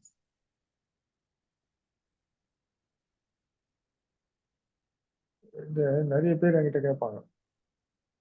சரிப்பா என்ன வேணும்? சாமி முதல்ல என்கிட்ட சின்ன வயசுல படிப்பு கேட்பான். ஓகே.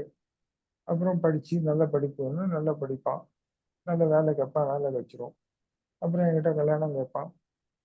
கல்யாணம் ஆயிடும். இன்னும் புள்ள பிறக்கணும் சாமின்னுவான். அது பிறக்கும். அப்புறமா ஸ்கூல் சீட்டு, காலேஜ் சீட்டு திரும்ப அவன் அப்படியே ஸ்டார்ட் பண்ணுவான். திரும்ப அவனுக்கு கல்யாணம் ஆகணும்னு கேட்பான். அவனுக்கு கல்யாணம் ஆகும். திரும்ப அவனுக்கு குழந்தை பிறக்கணும்னு கேட்பான். இது 3 ஜெனரேஷனா நானும் பார்த்துன்னு இருக்கிறேன். இதை கேட்டுன்னு தான் இருக்கிறாங்க என்கிட்ட.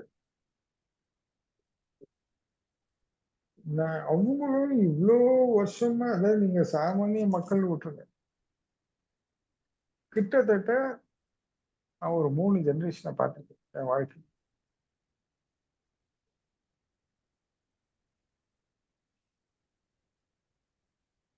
அது எப்படி சாமி 3 ஜெனரேஷன் கேட்காதீங்க. கொஞ்சம் அறிவா யோசிச்சீங்கன்னா நான் 3 ஜெனரேஷனை பார்த்துருப்பேனா பார்த்துருக்க மாட்டானான்னு உங்களுக்கு புரியும்.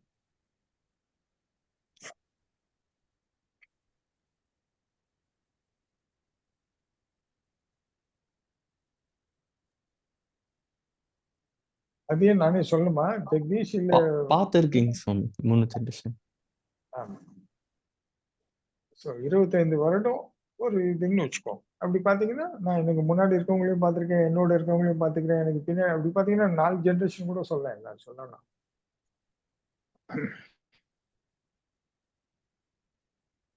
இவங்கெல்லாம் என் கூடயே இருந்தாங்க. என் கூட கோயிலுக்கு வருவாங்க, என் கூட இங்க போவாங்க, என் கூட வருவாங்க. நான் சத்சங்கம் பேசுவேன், நான் உபதேசம் குடுப்பேன், கடவுளை பத்தி பேசுவேன், முருகனை பத்தி பேசுவேன், சிவனை பத்தி பேசுவேன், சாமியை பத்தி பேசுவேன், பகவான் பத்தி பேசுவேன்.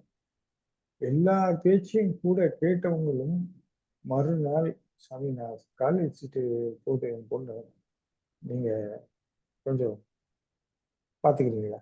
நான் பாத்துக்கிறேன், கிடைச்சிடும், போயிட்டு வாங்க. இவ்வளவு கேட்டுட்டு கிடைச்சது அந்த இடத்துக்கு தான் போவோம். இதுக்கு நீங்க என்ன சொல்ல வரீங்க? சாமானிய மக்களுக்கு வேணா இது அவங்களுக்கு எல்லாம் தெரிஞ்சாலும் ஏன் பின்பற்ற முடியலன்னா, என் கூட இருந்தவங்களால கூட பின்பற்ற முடியல. நான் இவ்வளோ விஷயங்கள் சொன்னா கூட அவங்களால ஒரு சின்ன நல்ல ரூட் நல்ல வழிக்கு கூட இல்லை வேணாம். அட்லீஸ்ட் ஏதாவது ஒண்ணு பின்பற்றணும்னு கூட ஏன் தோணல. ஆனால் எல்லாருக்கும் என்னை பயன்படுத்த வேண்டும் என்று தோன்றுகிறது. அவங்களுக்கெல்லாம் என்னை பயன்படுத்தணும், அவ்வளவுதான். என்னை பின்பற்றணும்ன்றது அவங்க நோக்கம் இல்லை.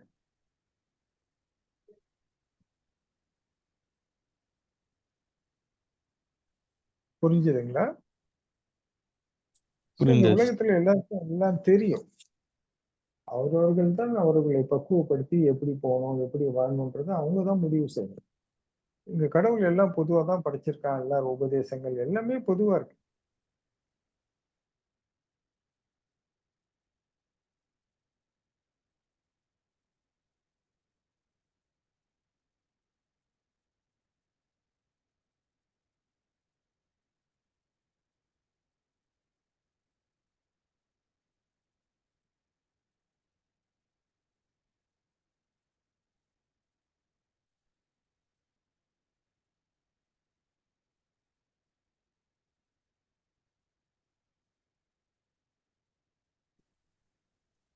வினோத் கேக்குதா? கேட்கின்றது சுவாமி. கேக்குதுங்க சாமி. ஓகே ஓகே, கட் ஆயிடுச்சு நடுவுல. இப்ப திரும்பி கனெக்ட் ஆன எனக்கு தெரியல, 3 வாட்டி கட் ஆயிடுச்சு. அப்புறம் சொல்லுங்க ஜெகதி. சுவாமி வினோத் தான் நமக்கு ஏதாவது கேள்விகள்? ஆ, வினோத். ஓகே சாமி. நான் கொடுத்த எக்ஸ்ட்ரா 15 மினிட்ஸ் எனக்கே கொடுத்துட்டாரு சாமி. கணக்குல நாங்கெல்லாம் புலி இல்ல. நானும் கவனிச்சு நன்றி. நீங்க விட்டு கொடுத்தா நாங்க மட்டும் இல்ல அப்படின்னு. ஆனா நேத்து நம்ம பத்தி பேசுறத பத்தி மட்டும் கேட்டுறாதீங்க, அது பேச முடியாது. கடைசியா நம்ம ஒரு விஷயம் பேசினோம், அதை கேட்காதீங்க, அது பேச முடியாது. ஆமா சாமி, அதான் சாமி நான் கேட்கல. ஆமா, ம்.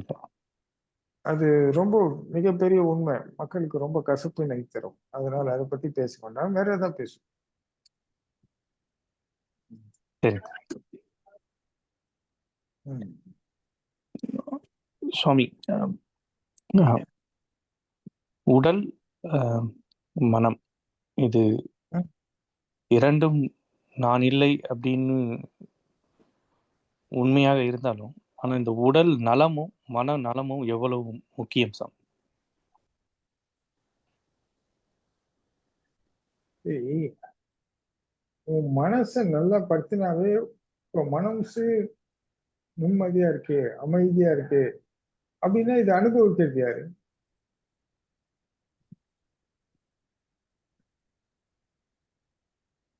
ம். உங்க மனசு அமைதியா இருக்கு, நிம்மதியா இருக்குன்றத அனுபவிப்பது யார்? இந்த உடல் தானே. இந்த உடலை வச்சு தானே நீங்க பிளசண்டா ஃபீல் பண்றீங்க, ஹாப்பியா ஃபீல் பண்றீங்க, ஜாய்ஃபுல்லா ஃபீல் பண்றீங்க. எல்லாமே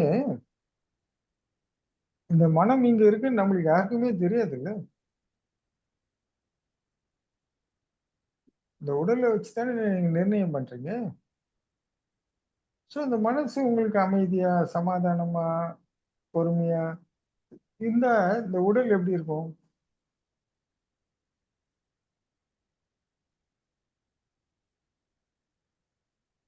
இப்போ மனசு ஆத்திரமா, பொறாமையா, ஆணவமா, மௌனம், பணம் புழிஞ்சு அப்படியே இங்க வாங்குறோம், அங்க எடுத்து அட வாங்குறோம், இதை பண்றோம், அதை பண்றோம், நகை வாங்குறோம், நட்டு வாங்குறோம், கார் வாங்குறோம், பங்களா வாங்குறோம் அப்படின்னா உன் உடம்பு எப்படி இருக்கு? நீ ம். கோவப்பட்டா உன் உடம்பு எப்படி மாறுது? நீ ஆசைப்பட்டா உன் உடம்பு எப்படி மாறுது? நீ ஆத்திரப்பட்டா உன் உடம்பு எப்படி மாறுது? நீ இது மாதிரி எல்லா மாற்றங்கள் பண்ற. அதே மாற்றம் அமைதி வருது, ஒரு காதலிக்கிற, ஒரு ரொமான்ஸோ, ஏதோ ஒண்ணு பண்ற, ரிலாக்ஸ் ஃபீல், ஒரு நல்ல சாப்பாடு, ஒரு நல்ல சூழ்நிலை. இதெல்லாம் மனம் அனுபவிக்குதுன்னு நீங்க சொல்றீங்க. ஆனா அந்த மனம் எங்க அனுபவிச்சதுன்னு சொல்றான்னா சொல்ல முடியாது. ஆனா உடல்ல நீங்க அனுபவிச்சத நம்பி தானே ஃபாலோ பண்றீங்க. ம். இந்த மனத்த பத்தி உங்களுக்கு எதுவும் தெரியாது. இந்த மனம் எங்க இருக்குன்னு தெரியாது. ஆனா இந்த மனம் வாயிலாக தான் இந்த உடல நம்ம கவனிக்க முடியும், பார்த்துக்க முடியும், எல்லாம் பண்ண முடியும். இல்லையா? ஸோ இந்த உடலுக்கு ஆரோக்கியம் தேடுறாங்க, எக்சர்சைஸ் பண்றாங்க, ஆ எல்லாமே பண்றாங்க. ஆனா இந்த மனசுக்கு என்ன பண்றாங்க? ம். ஸோ மனசுக்கு தியானம் பண்ணணும். உடலுக்கு தேக பயிற்சி பண்ணணும். யோகா என்றால் மனம் உடலை சார்ந்தது. தியானம் என்றால் மனதை சார்ந்தது. புரிஞ்சுதுங்களா? ஸோ இந்த மனம், உடல் 2ம் ஒன்றா சேரணும். இந்த யோகம் அப்படின்னா என்னன்னா இணைதல் என்று பொருள். இந்த மனமும் உடம்பும் ஒண்ணா இணைஞ்சு செயல்பட்டா உன் கவனம் சீரா இருக்கும். நன்மை. மனம் ஒரு பக்கம் ஓடும், உடம்பு ஒரு பக்கம் ஓடும், மனம் வெளியே போய் தேடின்னு இருக்கும். உடல் பார்த்தீங்கன்னா ஒரு பக்கம் இது மாதிரி இந்த உடம்புக்கு பிடிச்ச விஷயம் செய்யாம பிடிக்காத விஷயம் பண்ணி, இந்த மனசுக்கு பிடிச்ச விஷயம் செய்யாம பிடிக்காத விஷயம் பண்ணி, ரொம்ப சிம்பிளா பார்த்தீங்கன்னா இந்த மனம் விரும்பாத செயல் பாவம். இந்த இந்த மனம் இத்தனை துர்குணங்கள் எல்லாம் வச்சு நேர்மறை எண்ணங்கள் எல்லாம் இருந்தா கூட சில விஷயங்களை இந்த மனம் விரும்புவதில்லை. இது எல்லாருக்கும் சமமா தான் இருக்கு.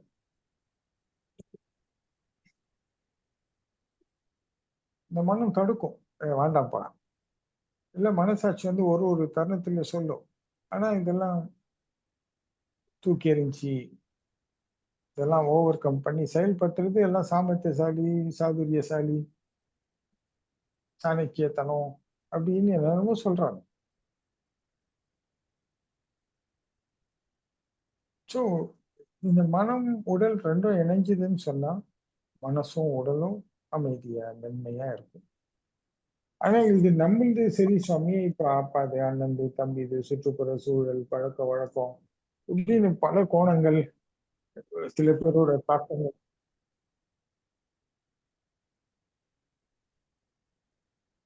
ஒரு நிமிஷம்.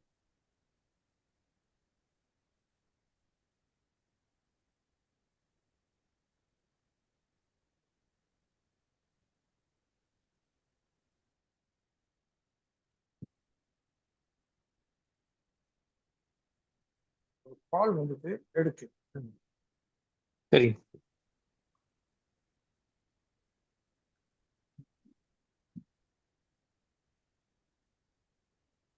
இந்த உடல் இப்போ நம்மளுக்கு நல்லா தெரியுது டயர்ட் ஆயிடுச்சு. ரொம்ப நிறைய பேசிட்டே இருந்தீங்க, டயர்ட் ஆயிடுச்சுங்க. கொஞ்சம் தூரம் நடந்தீங்க, டயர்ட் ஆயிடுறீங்க. ஒரு செயல் பண்ணீங்கன்னாவே டயர்ட் ஆயிடுறீங்க. ஆனா இந்த செயலுக்கு ஒரு பிசினஸோ, ஒரு கமிட்மெண்ட்டோ, ஒரு ஒர்க் பிளேஸோ ஏதோ ஒண்ணு வந்து நீங்க இந்த பாடியை வந்து நீங்க இயக்கணும். எப்படி இயக்குவீங்க? நீங்க தான் சொல்றீங்க. சிஸ்டம் நம்ம ஆஃபீஸ்க்கு 9 மணிக்கு போகணும். உடம்புக்கு யார் கமாண்ட் கொடுத்தா? மனசு கொடுத்தது. ஓ, போனோன்னா லாகின் பண்ணணும். லாகின் பண்ணோன்னா முதல்ல அவர்கிட்ட நல்ல வேலை கரெக்டாக செய்யணும். இதெல்லாம் பார்த்தோன்னா கடை கடை கடன் செய்யணும். அப்பதான் பணம் கொடுப்பாங்க. இதெல்லாம் மனசு ஆசைப்படுறது. இதெல்லாம் பண்ணாதான் பணம் வரும். பணம் வந்தால் தான் நம்ம வாழ முடியும். நம்ம கமிட்மெண்ட் இருக்குது, இஎம்ஐ இருக்குது, எல்லாம் சொல்லு. இதெல்லாம் செய்ய வச்சது யாரு? இந்த போய் உடல் தான் செஞ்சுது. மனசு செஞ்சுதா?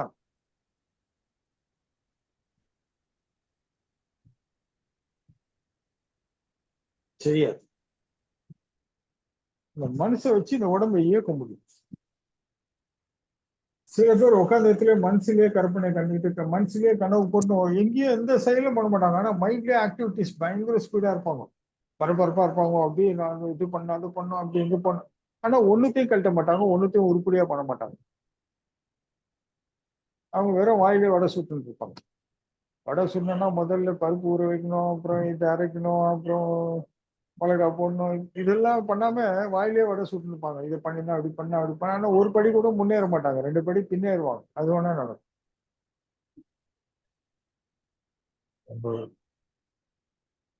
ஸோ இந்த மனம் எங்க இருக்குன்னு யாருக்கும் தெரியாது.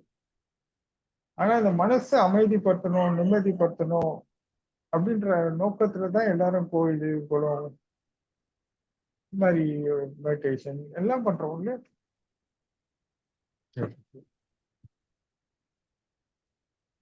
இதெல்லாம் எப்படி அனுபவிக்கிறேன்னா இந்த உடல்ல தான் அனுபவிக்கிறேன். ஆசையை கூட இருக்கட்டும்.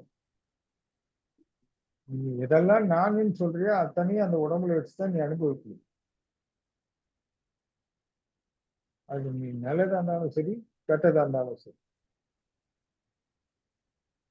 பாவமா இருந்தாலும் சரி, புண்ணியமா இருந்தாலும் சரி.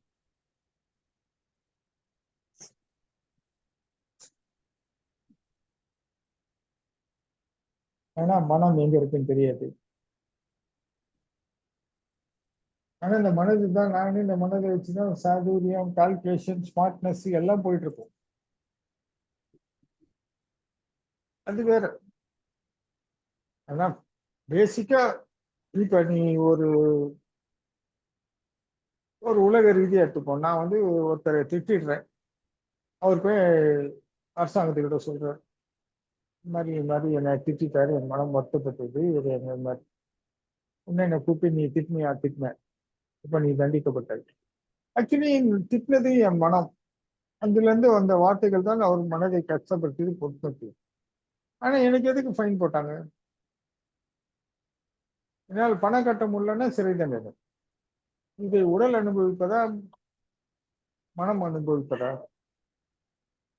அங்க போய் நின்று அவங்க கிட்ட கேள்விக்கு நான் கை கட்டி நின்று பதில் சொல்லி. ஆனா இது அத்தனையும் உடம்பு தான் அனுபவிக்கும். கரெக்டா?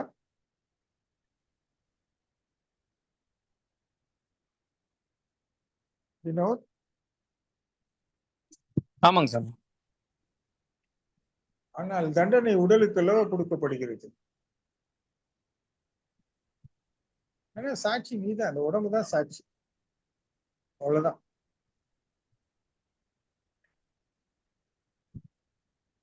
பேசியது நீ என்றால் உனக்கு எங்க வலிக்கணும், இந்த உடம்பை துன்புத்துனா நீ தாண்ட வலி உனக்கு சரியாயிடும். உன் மனதை நீ நன்மையாக நேர்மறையில் இந்த வழியெல்லாம் செத்துனா உடல் ஆரோக்கியமா இருக்கும், உற்சாகமா இருக்கும், புத்துணர்ச்சியோட இருக்கும். நற்செயல பேசும், நற்செயல சிந்திக்கும், நற்சொற்கள் வரும். உடனே எல்லாரும் சொல்லாங்க இப்படி இல்லாத பணம் வராது, வாழ்க்கை வாழ முடியாதுலாம் சொல்லுவாங்க. அப்படியெல்லாம் கிடையாது. எல்லாம் சரியா வரும். முயற்சியே பண்ணாம இப்படி இருந்தா லாபம் உடனே கணக்கு முன்னாடி தர்ற மாதிரி அவங்க தெரிஞ்சு அதுக்கு பின்னாடி போயிடுறாங்க. அதனால அவங்களுக்கு இது கிடைக்காதுன்ற மாதிரி தோணுது. அப்படி இல்லை. இதெல்லாம் நம்ம சரியா வச்சுட்டாதான் வாழ்க்கை பயனுள்ளதா இருக்கும். வாழ்க்கையை வாழவாத முடியும். இல்லைன்னா அப்படியே இஷ்டத்துக்கு ஓடிக்கினே இருப்போம், ஒன்றும் தெரியாது. எல்லாம் பயம்தான் ஆகும். ரொம்ப கஷ்டம். இப்ப ஜெகதீஷ் அப்பப்போ சொல்லுவாரு, நான் மெடிடேஷன் பண்ணியிருந்தேன் சாமி, இந்த யோகா பண்ணும்போது எனக்கு அப்படியே ரொம்ப பிளசண்டா சாஃப்டா இருக்குது அப்படின்னு. அவர் மனசுல போய் அனுபவிச்சாரா, உடம்புல போய் அனுபவிச்சாரான்னு கேளுங்க வினோத். சொல்லுங்க ஜெகதீஷ், அன்பை எங்க வச்சீங்க? மனதில் தான். மனதுன்னா அப்ப உடம்பு என்ன பண்ணுச்சு? உடலும் அனுபவித்த உணர்வுகளாக. சரி, அப்ப மனது எங்க இருக்குதுன்னு நீங்க கவனிச்சீங்க? அது தெரியல சார். மனசுன்னா இதுனா பித்தளை போங்க பதிலாம் சொல்ல கிடையாது. மனம்னா மனம் எங்க இருந்தது, எங்க அனுபவிச்சுன்னு சொல்றேன்னா, இப்ப நீங்க இந்த பலன் பாத்தீங்கன்னா, உங்க தலை உச்சந்தலையில இருந்து உள்ளங்கால் வரைக்கும் போகுது. கட்டை விரல் நுனி வரைக்கும் ஆம் உங்க உடல் அனுபவிக்குது. ஆம். அப்போ மனம் என்பது ஒரு குறிப்பிட்ட இடத்துல தானே இருக்கணும். ஃபுல்லா டிராவல் பண்ணிக்கிட்டே இருக்குமா மேல இருந்து கீழே வரைக்கும்? மனம் அண்டத்தில் உள்ளது. அப்ப நீங்க ஏன் மனுஷன்னு சொன்னீங்க? சோ நம்ம என்ன மனமா இருக்கட்டும், உடலா இருக்கட்டும், இதெல்லாம் எங்க அறியப்பட முடியும், எப்படி அனுபவிக்க முடியும், எப்படி தெரிஞ்சுக்க முடியும்னா இந்த உடலை வச்சுதான் பண்ண முடியும். இந்த உடல் தான் இதுக்கு எல்லாத்தையும் சொல்லு. அதனாலதான் இந்த உடல் தான் நான் நம்புறாங்க. அதனாலதான் இந்த உடலுக்கு தேவையான விஷயத்தை தேடுறாங்க. சோ அத்தியாவசியமாகுது. உண்ண உணவு, உடுத்த உடை, இருக்க இடம். இந்த 3 உடலுக்கு தேவை. சோ இதுதான் நானுன்னு மாறுறாங்க. அப்புறம் இந்த உடலுக்கு பசி, சாப்பாடு தேடணும். அப்புறம் இந்த உடலுக்கு சுகம், சுகத்தை தேடணும். இந்த சுகம் தேடினா இன்னும் வெற்றி. இவ்வளவுதான் சிம்பிள். லைஃப் சுருக்கிட்டே போலாம். இவ்வளவுதான் லைஃபோட வாழ்க்கையை தான். இந்த இந்த தேவைகளை எப்படி பூர்த்தி செய்வது? ஒருத்தன் பயங்கரமா உழைக்கிறது, கடினமான வேலைகள் செய்து, சில பேர் சாதுரியமான வேலைகள் செய்து, சில பேருக்கு நல்ல ஒரு நன்மையான வேலை செய்து, இந்த அழுத்த சிரமம் இல்லாம, சில பேர் மூளையால, சில பேர் அறிவால, சில பேர் உடலால, சில பேர் மனதால, இப்படி ஏதோ ஒண்ணு விஷயத்துல ஆக மொத்தம் அடிப்படை தேவைகளை பூர்த்தி செய்யணும். அவ்வளவுதான். இதெல்லாம் நம்ம சாமி சொன்னாங்க, இறை தேடுவதோடு இறையும் தேடு. ஆனா ஃபண்டமெண்டல் லா என்னன்னு பாத்தீங்கன்னா, அந்த உடம்பை வச்சுதான் நீ எல்லாமே பார்க்க முடியும். இந்த உடம்புக்குள்ளதான் நீ கடவுளே பார்க்கணும். இந்த உடம்புக்குள்ளதான் கடவுளே உணரணும் போது, சோ இந்த பஞ்சபூதங்கள் பத்தி, காலத்தை பத்தி எல்லாம் உனக்குள்ளதான் நீ அறியணும். சோ இந்த உடல் தேவை என்ன? நிறைய இருக்கு.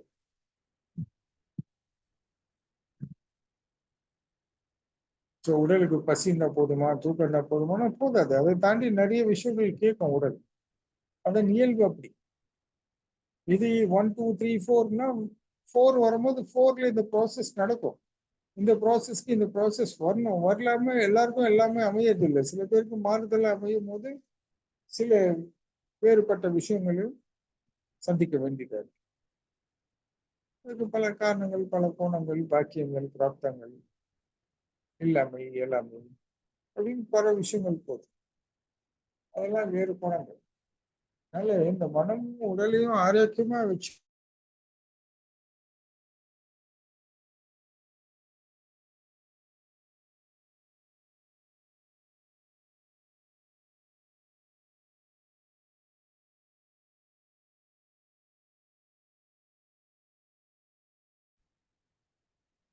இல்லைன்னா வர பெயினுக்கெல்லாம் மாத்திரை போட்டுக்கிட்டே இருக்க வேண்டியதுதான். இந்த மனம் சும்மா விடாது. உன்னை நிம்மதியாவே இருக்கக்கூடாது. ஏதாவது ஒண்ணு சொல்லி உன்னை பயமுறுத்தி ஏதாவது ஒண்ணு டென்ஷன் பண்ணிக்கிட்டே இருக்கும். ஸோ அதுக்கெல்லாம் நம்ம கவனமா வந்து நாம் தான் அதை பார்த்துக்கலாம். புரிஞ்சுதுங்களா வினோத்? புரிஞ்சுதுங்க சாமி. எப்படியோ தட்டி தட்டி இந்த வாரம் 2 மணி நேரத்தை கொண்டு வந்துட்டோம் பொழுது. கரெக்டான டைம்ல முடிச்சிட்டீங்க. என்ன பண்றது? எல்லா வாரங்களும் நம்மளுக்கு சுவாரஸ்யமாக அமைவதில்லை. ஒரு வாரம் ஒரு மாதிரி இருக்கும். இது வரைக்கும் இப்படி ஆடுதில்லை. ரொம்ப வாரங்கள் கழிச்சு இப்படி ஒரு சோர்வை காண்கின்றோம். பரவாயில்ல, இதுவும் நன்மைக்கு தான் இல்லையா? அதுக்கு தான் முதல்லயே ஆன்சர் பண்ணிட்டீங்க சார். ஏற்றத்தாழ்வு இருக்கும். ஆமா, எல்லாம் இயல்பு தான். ஆனா எல்லாமே பயனுள்ளதா தான் இருந்தது. ஆமா. சரிங்க, நிறைவு செய்யலாமா? நிறைய செய்யலாம் சார். ஜெகதீஷ் ஏதாவது கேட்கணுமா? நிறைவு செய்யலாம். ஓகே, அப்பா உள்பா. எனக்கு கூட இன்னைக்கு போர் அடிக்குது. புரியுது. இல்லை சார். சரி, அன்பர்கள் அனைவருக்கும் வணக்கம், நன்றி, வாழ்த்துக்கள்.